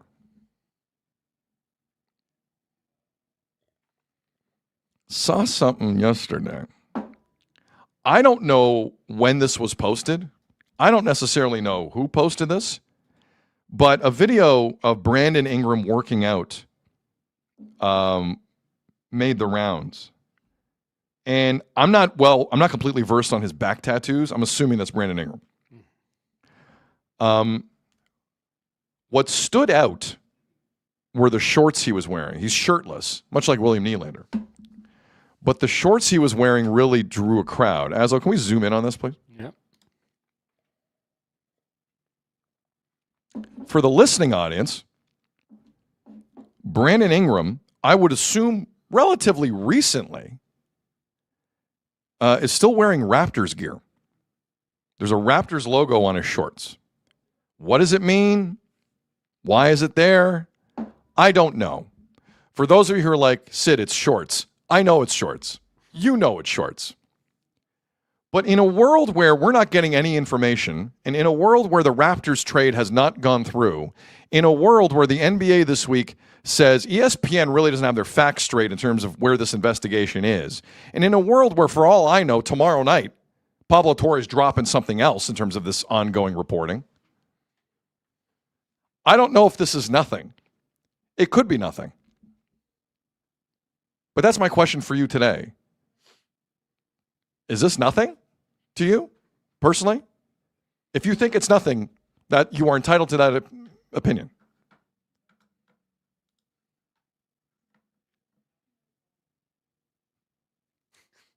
I don't know if it's nothing. You know why? It's a Raptors logo. I thought he was traded, and it's a Raptors logo. Are you picking up my confusion in the story here? Right? Because again, I've been told by everyone in the city, Kawhi's going to be a Raptor, the trade's going to go through, no problem. Okay. Then what the hell is this? Brandon Ingram doesn't have any other shorts but Raptor shorts? I'm sure someone can hook him up. Azo, before I go to the chat, is this nothing or is this something to you? I don't know. It's very interesting because like on the first site, you see that Rubes 213 DP. So that's Dr. Ruben Gonzalez, who's a director of physical therapy and works with athletes from the NBA and WNBA. Actually, Brittany Sykes worked with him too. So when was this posted? I don't know. I can't find. It's not on the account, so I don't know. And we know Brandon's coming back from it. Was it scrubbed? Huh? Was it deleted? I don't know. It's not on the account. I was scrolling through the account. I didn't see that actual post, so I don't know where people grabbed it from, but he obviously labeled it. But he is a physical therapist. Okay. And he does work with NBA stars and WNBA stars. Like I said, the Tempo's Brittany Sykes worked with him. Is Austin Matthews back being worked on in the background? Maybe he'll be on First Up tomorrow. Maybe. Trode in the chat. Nothing's official until I see that jersey on him. That goes for all the players, I guess. Yeah. Smokewater. Where's the sick media gym shorts in the store? Coming soon. There's a lot of people saying they see Santander in the background. That's pretty good. Just want to shout out. I'm seeing that a couple times. Colby Boom in the chat. I see Santander in the background. Some people just get out of bed and throw in whatever. Doesn't matter. Whatever's there. B Cruz in the chat. It's a retro logo. It's not a logo that any of the current Raptors attire would have. That's kind of interesting. Yeah. Is that true? I don't know. That's a retro logo? RMC in the chat. He's the brand ambassador, guys. Like you said, it did catch some eyes and went a bit viral yesterday. Camel Clutch in the chat. Nothing is definitely something. Yeah.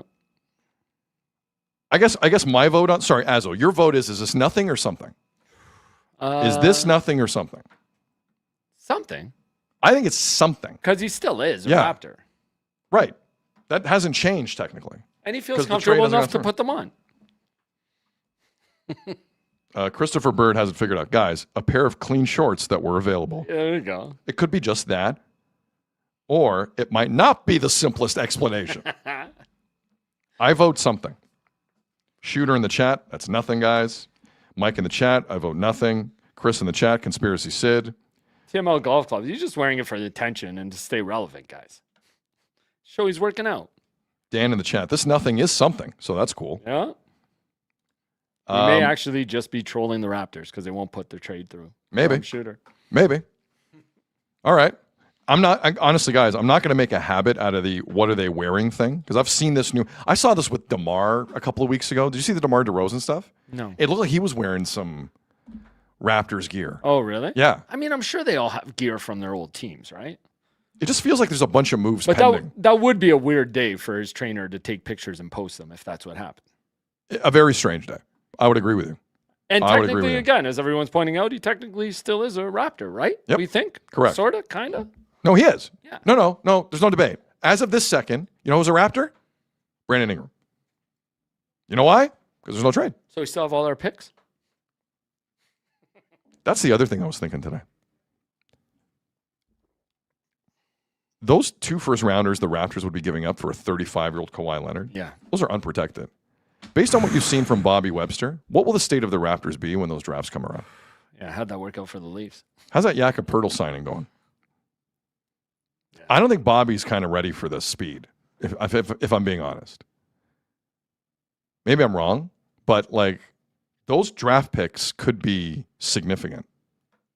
And the pick swap, too. Are you just going to let the Clippers eat your lunch constantly? Yeah. Like they got Kawhi when you wanted Kawhi. You're going to give them 2 high first and then a pick swap, another pick swap, plus 2 second-rounders? I don't know, man. Like I don't think we're talking enough about like the gist of the trade and what you're getting. Never mind the other stuff. How much better are the Raptors getting truly with this? Well, in their future. And why is Kawhi in such a hurry to sign an extension with a Canadian team for 2 years? Yeah. That's the part I keep coming back do you like a Canadian, not an American team, Canadian team? And it was the one place you wanted to go and would go. Yeah. And sign an extension. Just in Canada. To stay. Just to stay. Go Canada. Mm-hmm. Why here? Because you know he's signing that. There's going to be a contract signing like old school WWF in the ring, like in Canada. It's going to be on Canadian soil. Legally, that will be a Canadian extension. Better believe that. And back to your point about the picks, it's a young team. It's a very young team. And you're trading away some of your future for this 35-year-old guy. And I'm not convinced. That's a big thing. If you're going to grow around Scotty, like in 2018, if you said to me, "Are you excited about Pascal? Are you excited about Marc Gasol? Are you excited? Do you believe in Kyle Lowry as a leader?" We didn't really know about Van Vliet yet, like that. Like to be fair, but Norm was still here. Like there were parts of that Raptor team where I'm like, yeah, it's a pretty good team. And you traded all those guys to kind of move on and start rebuilding around Scotty. Correct. And now you're going back getting a guy 7 years later that helped you back then before you traded all those guys. It's weird. It is weird. I just don't think the trade itself, like just organically, we've talked about enough because there's been other stuff. Did you hear Hoops Collective with Brian Windhorst? Oh, I did this week. I did. So him and Tim McMahon and Vince Goodwill are going through over/under wins futures for each NBA team. And obviously the Raptors come up. And I just want to get the win total right for last year with the Raptors. Forgive me. Raptors last season 46 and 36. So I think the over/under here is like 45.5 or 44.5, something like that. But Brian Windhorst of ESPN, like they're talking about the Raptors, and then he cannot contain himself. He stops and goes, "Yeah, this Kawhi trade's pretty big." And then Tim McMahon of ESPN jumps into the back end. I just thought this was like, again, we live in a city where everything's going to be fine. National NBA reporters in the States do not feel as confident. This is Brian Windhorst this week. A lot riding on how this Kawhi trade goes down. Like, I don't think it is going to determine the champion or anything, but this is a very significant thing that, and I'm talking to, executives and stuff, and they trust me, this is, we're in the dead zone here in August, but this is being discussed a lot. People are watching this a lot. There's this is a really big deal. We're not talking about it every day on ESPN because it's NFL season, but it should be. It should be like it's the biggest topic right now in the league. Well, when Adam Silver decides to make a decision, I don't know, 2031 or so, then we'll talk about it then. I mean, stuff keeps coming out. Kawhi to retire first? Like, what the hell's happening? He might be. Yeah. I still say the waiting game is being played purposely. There's a reason the NBA is doing this. Well, Like, they want the Raptors to back off. Windhorst just, he They just want the pointed Raptors out. to back Everyone's off. talking about it. Yeah. They brought more eyes onto it. Correct. That's the part that really got me. It's all the executives are talking about it. RMC in the chat. If they get Kawhi, hammer the under on wins. Yeah, well, Kawhi's not going to play most of the year. Yeah. Let's say everything's fine with Kawhi. He's still only playing 65 games with no Brandon Ingram. So those are going to be X amount of games. Scotty's going to have to look like Cleveland first round Scotty at times. Like the maximum Kawhi plays is the minimum he has to, which is 65. 65. Right? Yep. And that's the thing. Like, he goes down for any more in a season. That means the Raptors, not that they're going to bottom out, but they're not going to be that good. They drop to middle of the pack. I just don't know. I don't know what this does for them, especially if Kawhi is going to play X amount of regular season games. Now, the argument is, who cares? You want playoff Kawhi. Yes, you want playoff Kawhi. Guys, we're 7 years removed from that playoff run. You know that, right? Like, all I'm saying is I don't know if you're getting the same guy. I know what he did last year. He clearly had motivation to do that. Talk to the Spurs about what a non-motivated Kawhi Leonard looks like. You saw him for 1 year, and he was the best version of himself until the offseason. I don't think you have a full handle on life with Kawhi. I don't think you do. But I understand people's excitement. How much success in the playoffs did he have with the Clippers? He did not play in a single conference finals game. And you hand this guy an extension before he even plays with you. And I know the Clippers got to one, but he wasn't healthy for that against Phoenix. He didn't play. So we're going to leave that there. I have a feeling Pablo's coming out with something tomorrow night. I think now would be a good time. Because Pablo and Amin Al-Hassan and a few of those guys, people took some shots this week at Pablo Torre's reporting. Pablo took a lot of heat. I think now would be the time to empty the tank. Yeah. If I'm Pablo. It also kind of pisses me off on the state of everything now, where Pablo starts catching strays because of that report from ESPN. Because he was doing some journalistic stuff. I'm with you. That he won a prize for. Multiple prizes. Yes. Okay. Azza, let's go back to baseball for a second here. Sure. I'm always good with that. What have the Jays won? 7 of 10? Yeah. Something like that? And Vladdy's on the injured list due to a concussion. He was doing some light stuff on the field in Tampa yesterday. That was worth reporting for sure. And throwing you missed the interview. He was throwing seeds at Bieber while Bieber was doing that. Hilarious. I can't believe I missed it. Not only did he talk fantasy football, Vladdy was throwing seeds at him. What a great clubhouse. Joey Votto, though, made news earlier this week. Joey Votto, the Canadian, the former National League MVP, who's now retired and kicking ass and taking names in broadcasting. So he put out a tweet basically explaining why he thinks Vladdy has been late on his swing. And the back end of the tweet goes, he sees the ball, knows it's drivable, but his move causes the bat to lag. Keeps him from getting the barrel to the target. That got a lot of play. Yesterday, he was in studio in Secaucus, New Jersey at MLB Network, and he was talking to Brian Kenning. And it was just Brian and Joey Votto. And Joey Votto went into more detail about Vladdy and the situation. And remember, Joey Votto, once upon a time, was the highest paid player in baseball. Signed a 12-year deal with the Reds. It was a massive contract. Few people can speak to the pressures of a contract like Joey Votto. He knows exactly what that's like. And it was a fascinating discussion about Vladdy's headspace for those who missed it. We may stop this in the middle, Azzo, here and there. If you missed Joey Votto on MLB Network yesterday, here it is.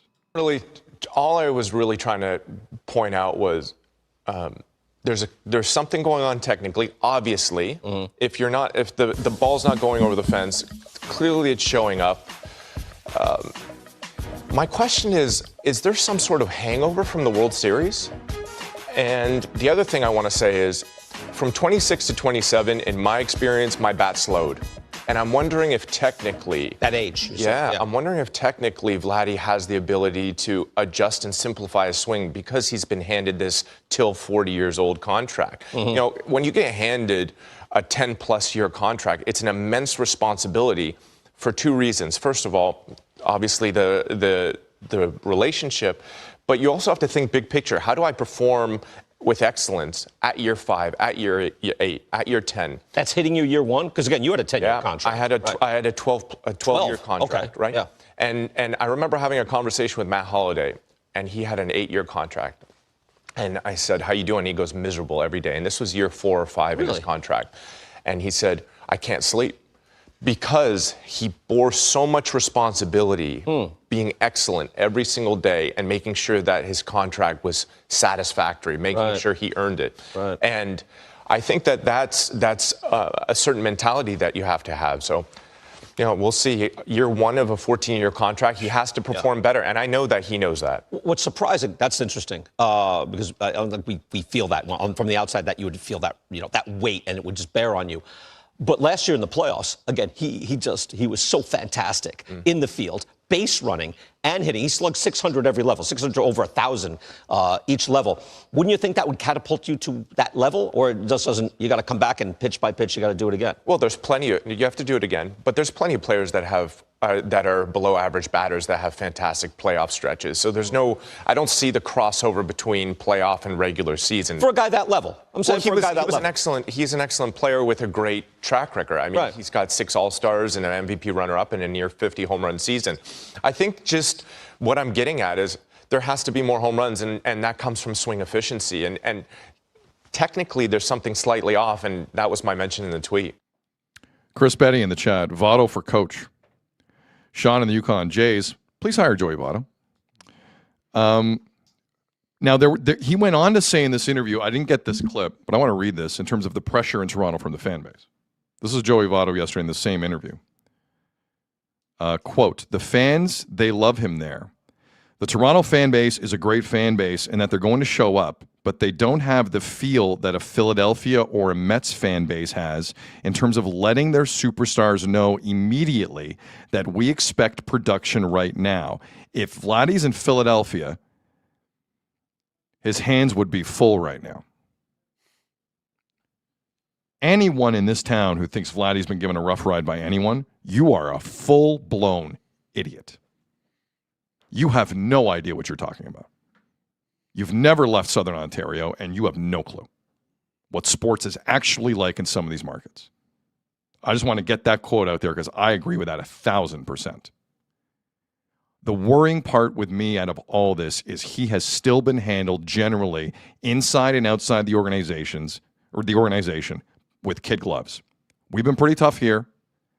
I don't know how tough other places have been. I'm going to be honest with you. Sports landscape is changing. Opinions are becoming rare. Vladdy is still getting a free ride on this. I'm sorry. Compared to other markets. He is. He is. I'm not saying internally it's not killing him. I'm sure it is. But this ain't Philly.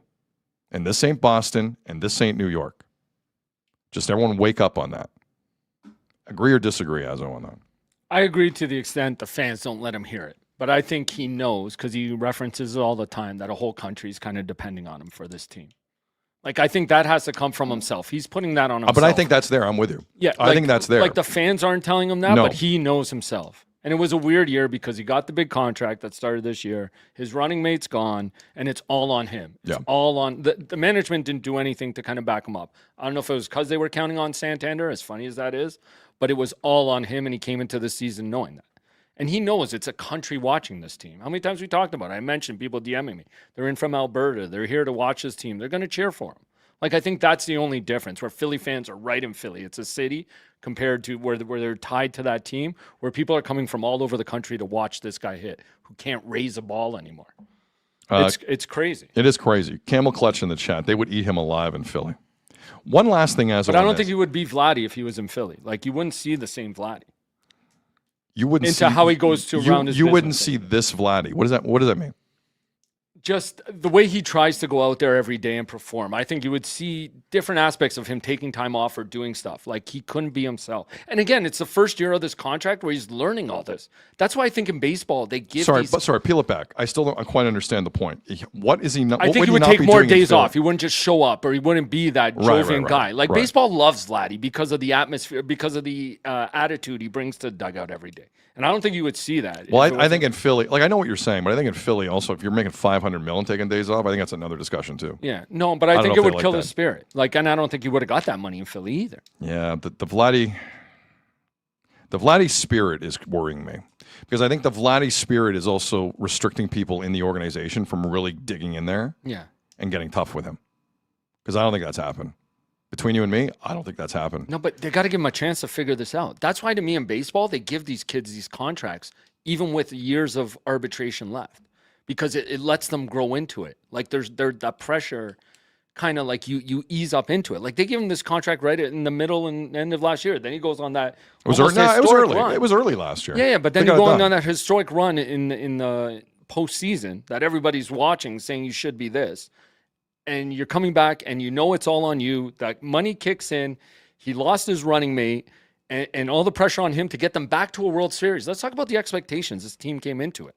And it was all on Vladdy to carry this offense, especially True. after Santander went down. True. And we knew Springer wasn't going to be that. But he had and now extra- all of a sudden, if Joey's saying your back can start to slow down at 26, like Keegan did a great thing on Overdrive earlier this week about how simple Aaron Judge's swing is because he's such a big guy. And all the little things Vladdy has to do to make his swing go. And the fact now he can't put a ball in the air and he's trying to figure it out live on the spot is insane. But in hindsight, that regular season last year was wild because he signs the contract. Yeah. He still hit what, like 30 home runs? Yeah. 20, I don't even. Did he get to 30? I don't even know. I don't think so. I want to say Like no. without Springer, they don't make the playoffs, man. Yeah. Like it was such an without all of them. all of them, but Springer was the cat. His OPS was like 1.09. He was a catalyst. He was a catalyst. Well, like, what was his OPS? It's a great way to put it. Like he got cooking in October. Mhm. That was different. But like Vladdy was very, even with the contract signed, it's not like he looked overtly free. He looked like himself, which they'd kill for this year. They'd kill for 28, 29 home run Vladdy this year. 23 home runs. Yeah. My God, last year. 23, not He had even 30 the year before. Jesus Christ. But like Votto's right. It's something technical in his swing. Like everybody's saying he's out all season to figure it out, but something's off. So let me and ask he does you this. 100 things before he makes contact, which is why like Judge does 2 things. Vladdy does like 10. So if one thing's off, everything slows down. And the biggest thing is he can't put the ball in the air. It's always on the ground or maybe a line drive. But like, I think we need to really revisit whether or not he's a true home run hitter like that. Like I think like everyone looks at him as a 40, 45 home run guy. He's never been that guy aside from one season. And it wasn't even a real season. But then like you put enough. that on management too for building this team because he's the one guy Well, you I wanted think- to be that. I think it aircraft went to carrier. Ed. I think this one went to Ed. Ross Atkins ain't deciding someone getting I got news for everyone. He's not deciding someone getting $500 million. Ed and Tony are doing it. That's an Ed call.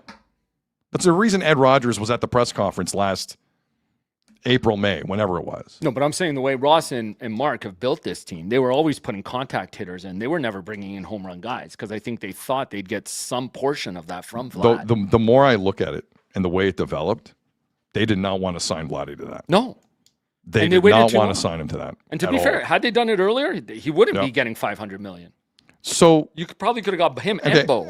let's shift gears here because I want to get to a couple more things. Why is Joey Votto, of all people right now,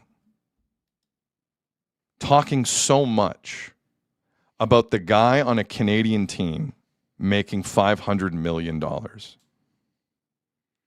It's a great question. Do you know what I'm saying? I mean, Like Votto- he's put out a tweet this week that got a lot of play, not just in this market, but around baseball. He did a full-on sit-down interview yesterday about a lot of things, but about Vladdy at MLB Network. Blair kind of said he went in people's DMs like, we're ready to talk about this too. I don't know if that was true or not. I don't know if he said he sent it. I think he's on Wilner's podcast. Did I see that right? I'm going to set this up this way. Joey Votto seems to me, and I don't know the full history between the Jays and Joey Votto. I know Joey Votto tried to be a Jay at the end, and it was a complete disaster. Like, Joey Votto feels like the guy from this country who feels like he should have got that kind of contract from the Jays at some point. I feel like there's something more going on here between Joey Votto and the Jays. You mean he wish he would have come in here to play here earlier in his career? I just think for a guy who had the career he had, I think he believes he deserved more play at home than he got. Despite the fact he was compensated very handsomely given the market at the time. I'm just asking myself, why is Joey Votto, of all people, talking this much about Vladdy?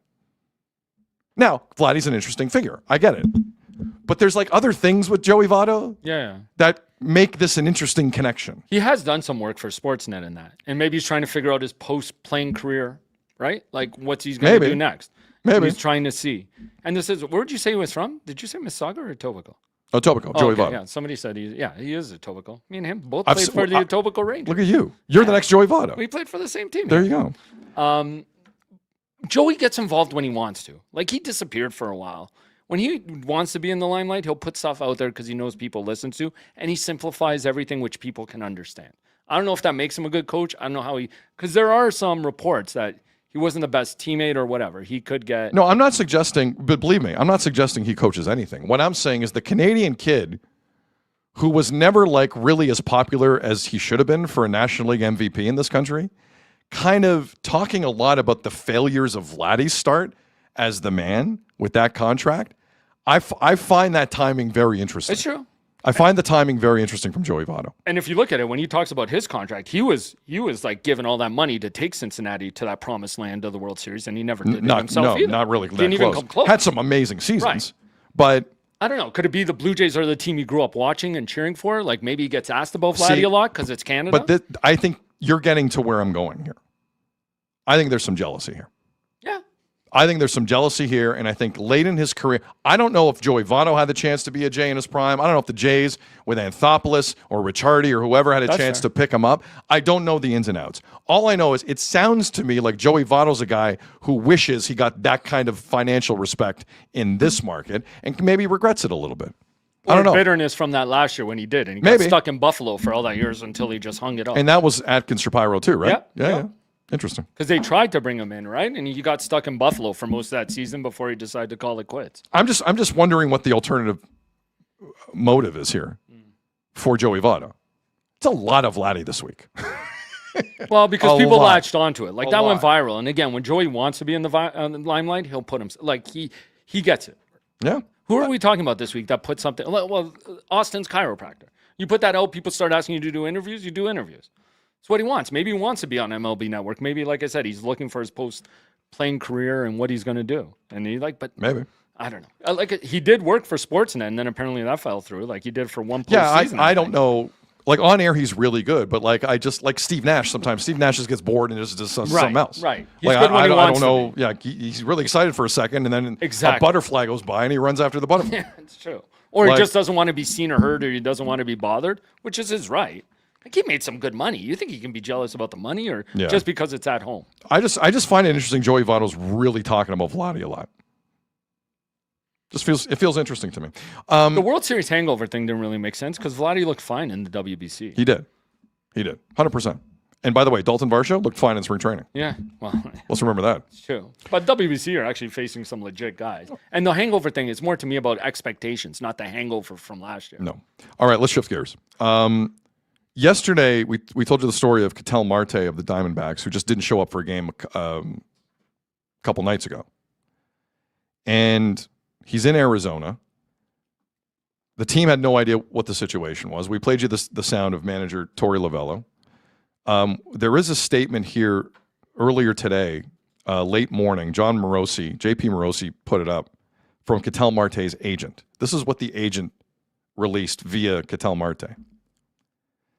He is currently managing a personal matter and will be undergoing an MRI on his knee in Arizona tomorrow. Ketel appreciates the unwavering support from fans, teammates, and the Diamondbacks organization and Torey Lovello during this time. He remains optimistic about his recovery and looks forward to returning to the field to contribute to the team as soon as possible. The Votto interview wasn't the only fascinating thing I heard on MLB Network yesterday.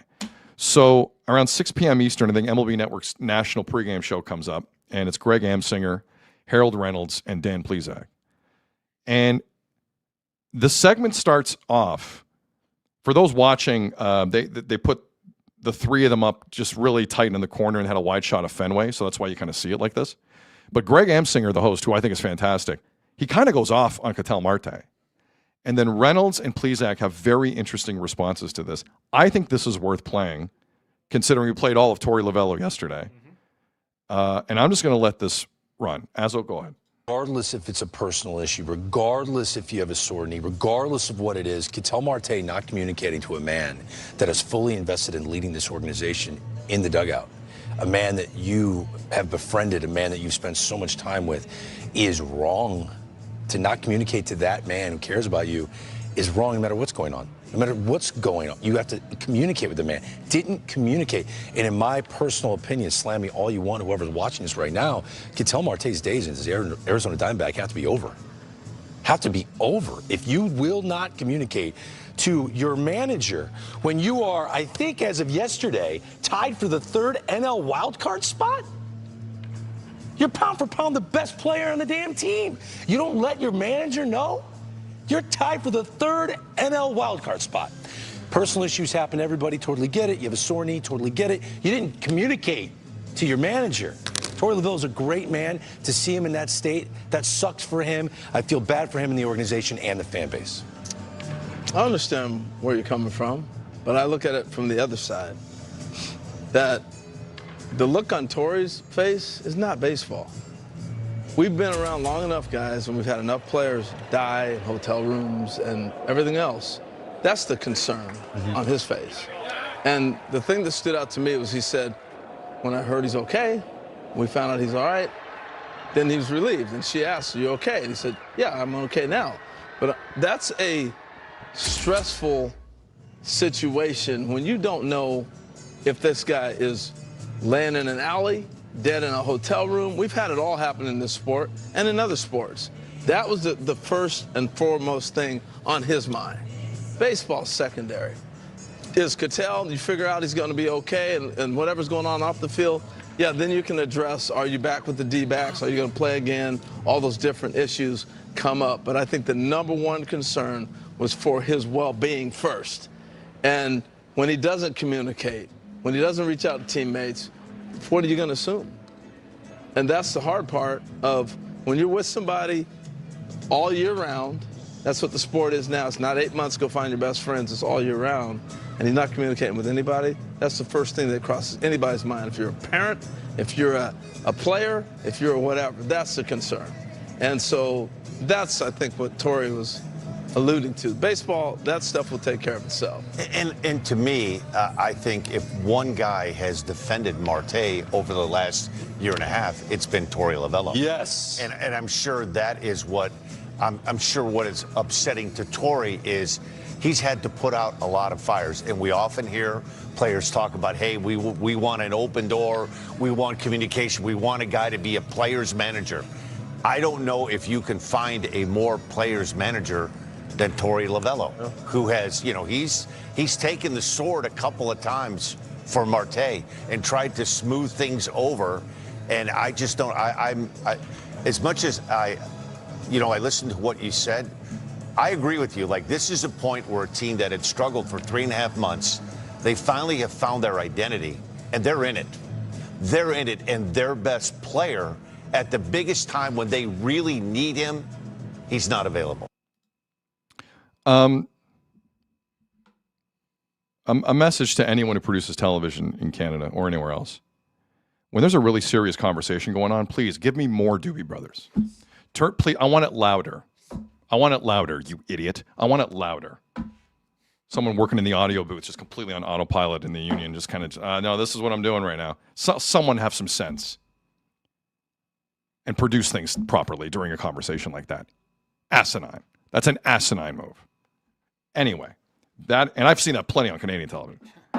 That was a hell of a conversation. And again, the Diamondbacks have really, unless I'm missing something, Azo, have not put out a formal statement on why Ketel Marte just has not shown up and has left the team, essentially. Now, they're saying MRI. Give me a break. It's not an MRI. I don't believe that for a second. They're also saying personal news in the same thing. They said both. Okay, crazy. Again, the Diamondbacks have not put out a statement in any way. I think this is a wild story.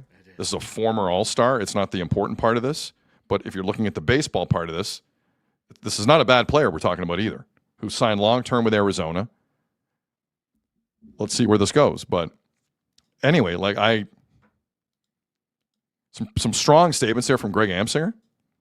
I didn't disagree with all of them. But Harold Reynolds coming in there, Azo, and saying, yeah, they were afraid he died, is like an aspect to this I think people need to remember too. Mm-hmm. Really.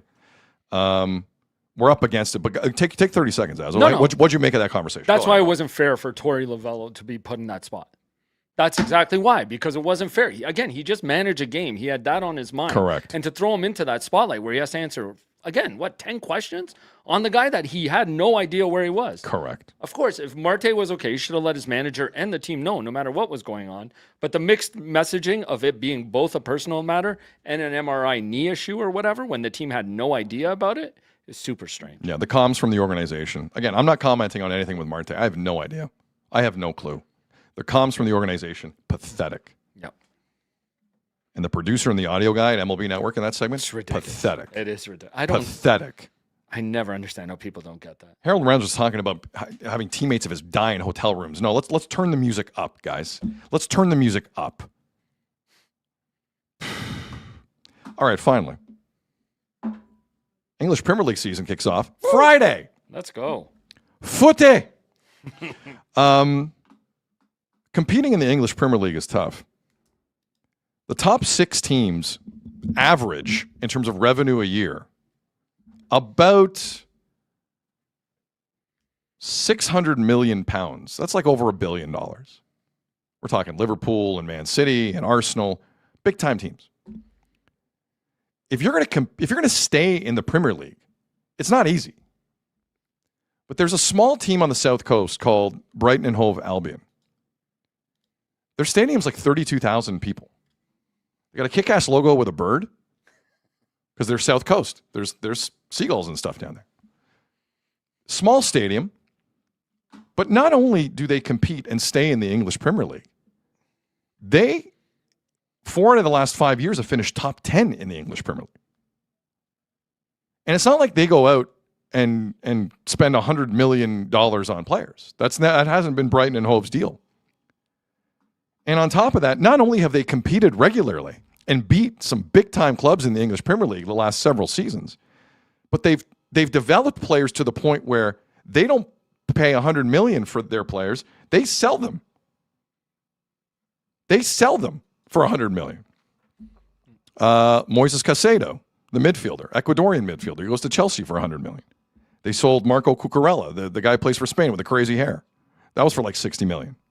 João Pedro, the Brazilian striker for Chelsea, they sold him for like $60 million. Ben White, the English international, he went to Arsenal.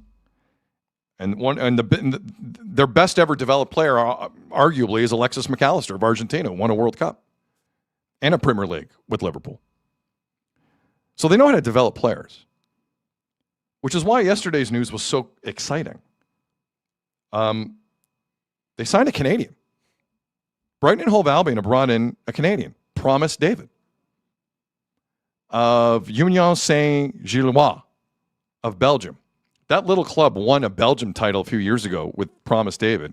They hadn't won one in like 100 years, it felt like. Made history. Promise David scored 1 goal for Canada at the World Cup. Didn't see nearly as much time as he should have because Jesse Marsch isn't a good coach.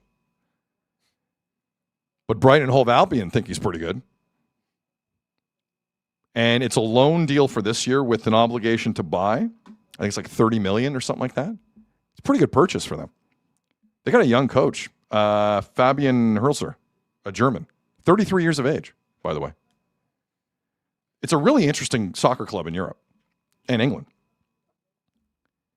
And considering the type of talent that they've developed and found, if Brighton and Hove Albion think Promise David is worth a shot, I trust them. If Jesse Marsch tells me we don't have room for Promise David on the field in this World Cup, I don't trust him. But I trust the Bird team, who finished top 10 in England 4 of the last 5 years. So all the best to Promise David, who's starting a new, hopefully promising chapter in his career in England. Don't shake your head at that. I'd rather be us than them. You didn't have to play that. All the best to Promise David. Mike in the chat, Bird is the word. Cam in the chat, Camel Clutch in the chat, Marsch is a douchebag. I was using him a little bit as a decoy. I didn't write that. Someone else wrote that for the record. All right. Any last second thoughts here on Promise David, Ezra? No, congrats to him. Big move, Yeah, man. huge. And like you said, they can identify talent. I'm sure he'll do well. That's all they do at Brighton and Hove Albion. That's all they do.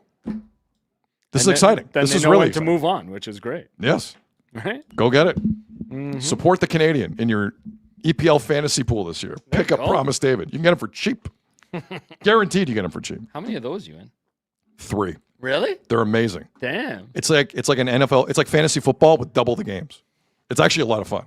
Do you do EPL? I don't. Fantasy I EPL? don't. Do you It's a do lot it of fun. with like a salary or whatever? What do you call I do that? both. Like, I got a draft tonight. It's funny you bring this up. I got a draft tonight. And no one cares about your fantasy league. at this point in the show, we could talk about it. I was using him a little bit as a decoy. Is Yeah, is damn Kirk right. is Kirk about to hit the home run? We had a tie game in the 8th. Let's go to Max Scherzer to talk about the latest season of Friends and Neighbors on Apple TV. Anyways, sorry. Tell me about your draft. No, I no. do care. I do. I just care. got a draft. No, there's no big story. I got a draft tonight. Did you know I had a draft tonight? No, I Did had tell you no that? idea. That's weird. But That's I like weird. the ones with the money attached to them, where you got to fill a starting roster with money. I do both. Yeah. Both are tough. Small Victory Schneider in the chat. Someone throw sunflower seeds at Sid. We're not doing this. I'm All right. so sad you missed that. You would have been even angrier if you saw it. You know what? In hindsight, I'm happy I missed it. I would have lost it. What else makes you happy? Oh, Look at this. one more time, just before we go. Think happy thoughts. Do you want to piss off the world and make this one of our clips? I was wondering. Let's if you were do gonna Sidney say Crosby today. that. Oh man. Oh, we'll stir It's something gonna up. trend. It's gonna trend. All right. Anything else, Azza? You good? Hit like and subscribe, please, folks. All right. Our apologies. We want to get to Anthony Santander, but we ran out of time. And he doesn't play. And he doesn't play. But he might be working out with Brandon Ingram. On behalf of Azzo and everyone here at Sick Media, I'm Sid. You've been watching and listening to the Sid Seixeiro Show powered by Sick Media. Enjoy the rest of your day. Let's see you tomorrow brings. Take care. We'll talk soon. And that's a wrap. Hope you don't miss us too much until next time. Follow the Sid Seixeiro Show on YouTube, X, Instagram, Facebook, and wherever you get your podcasts.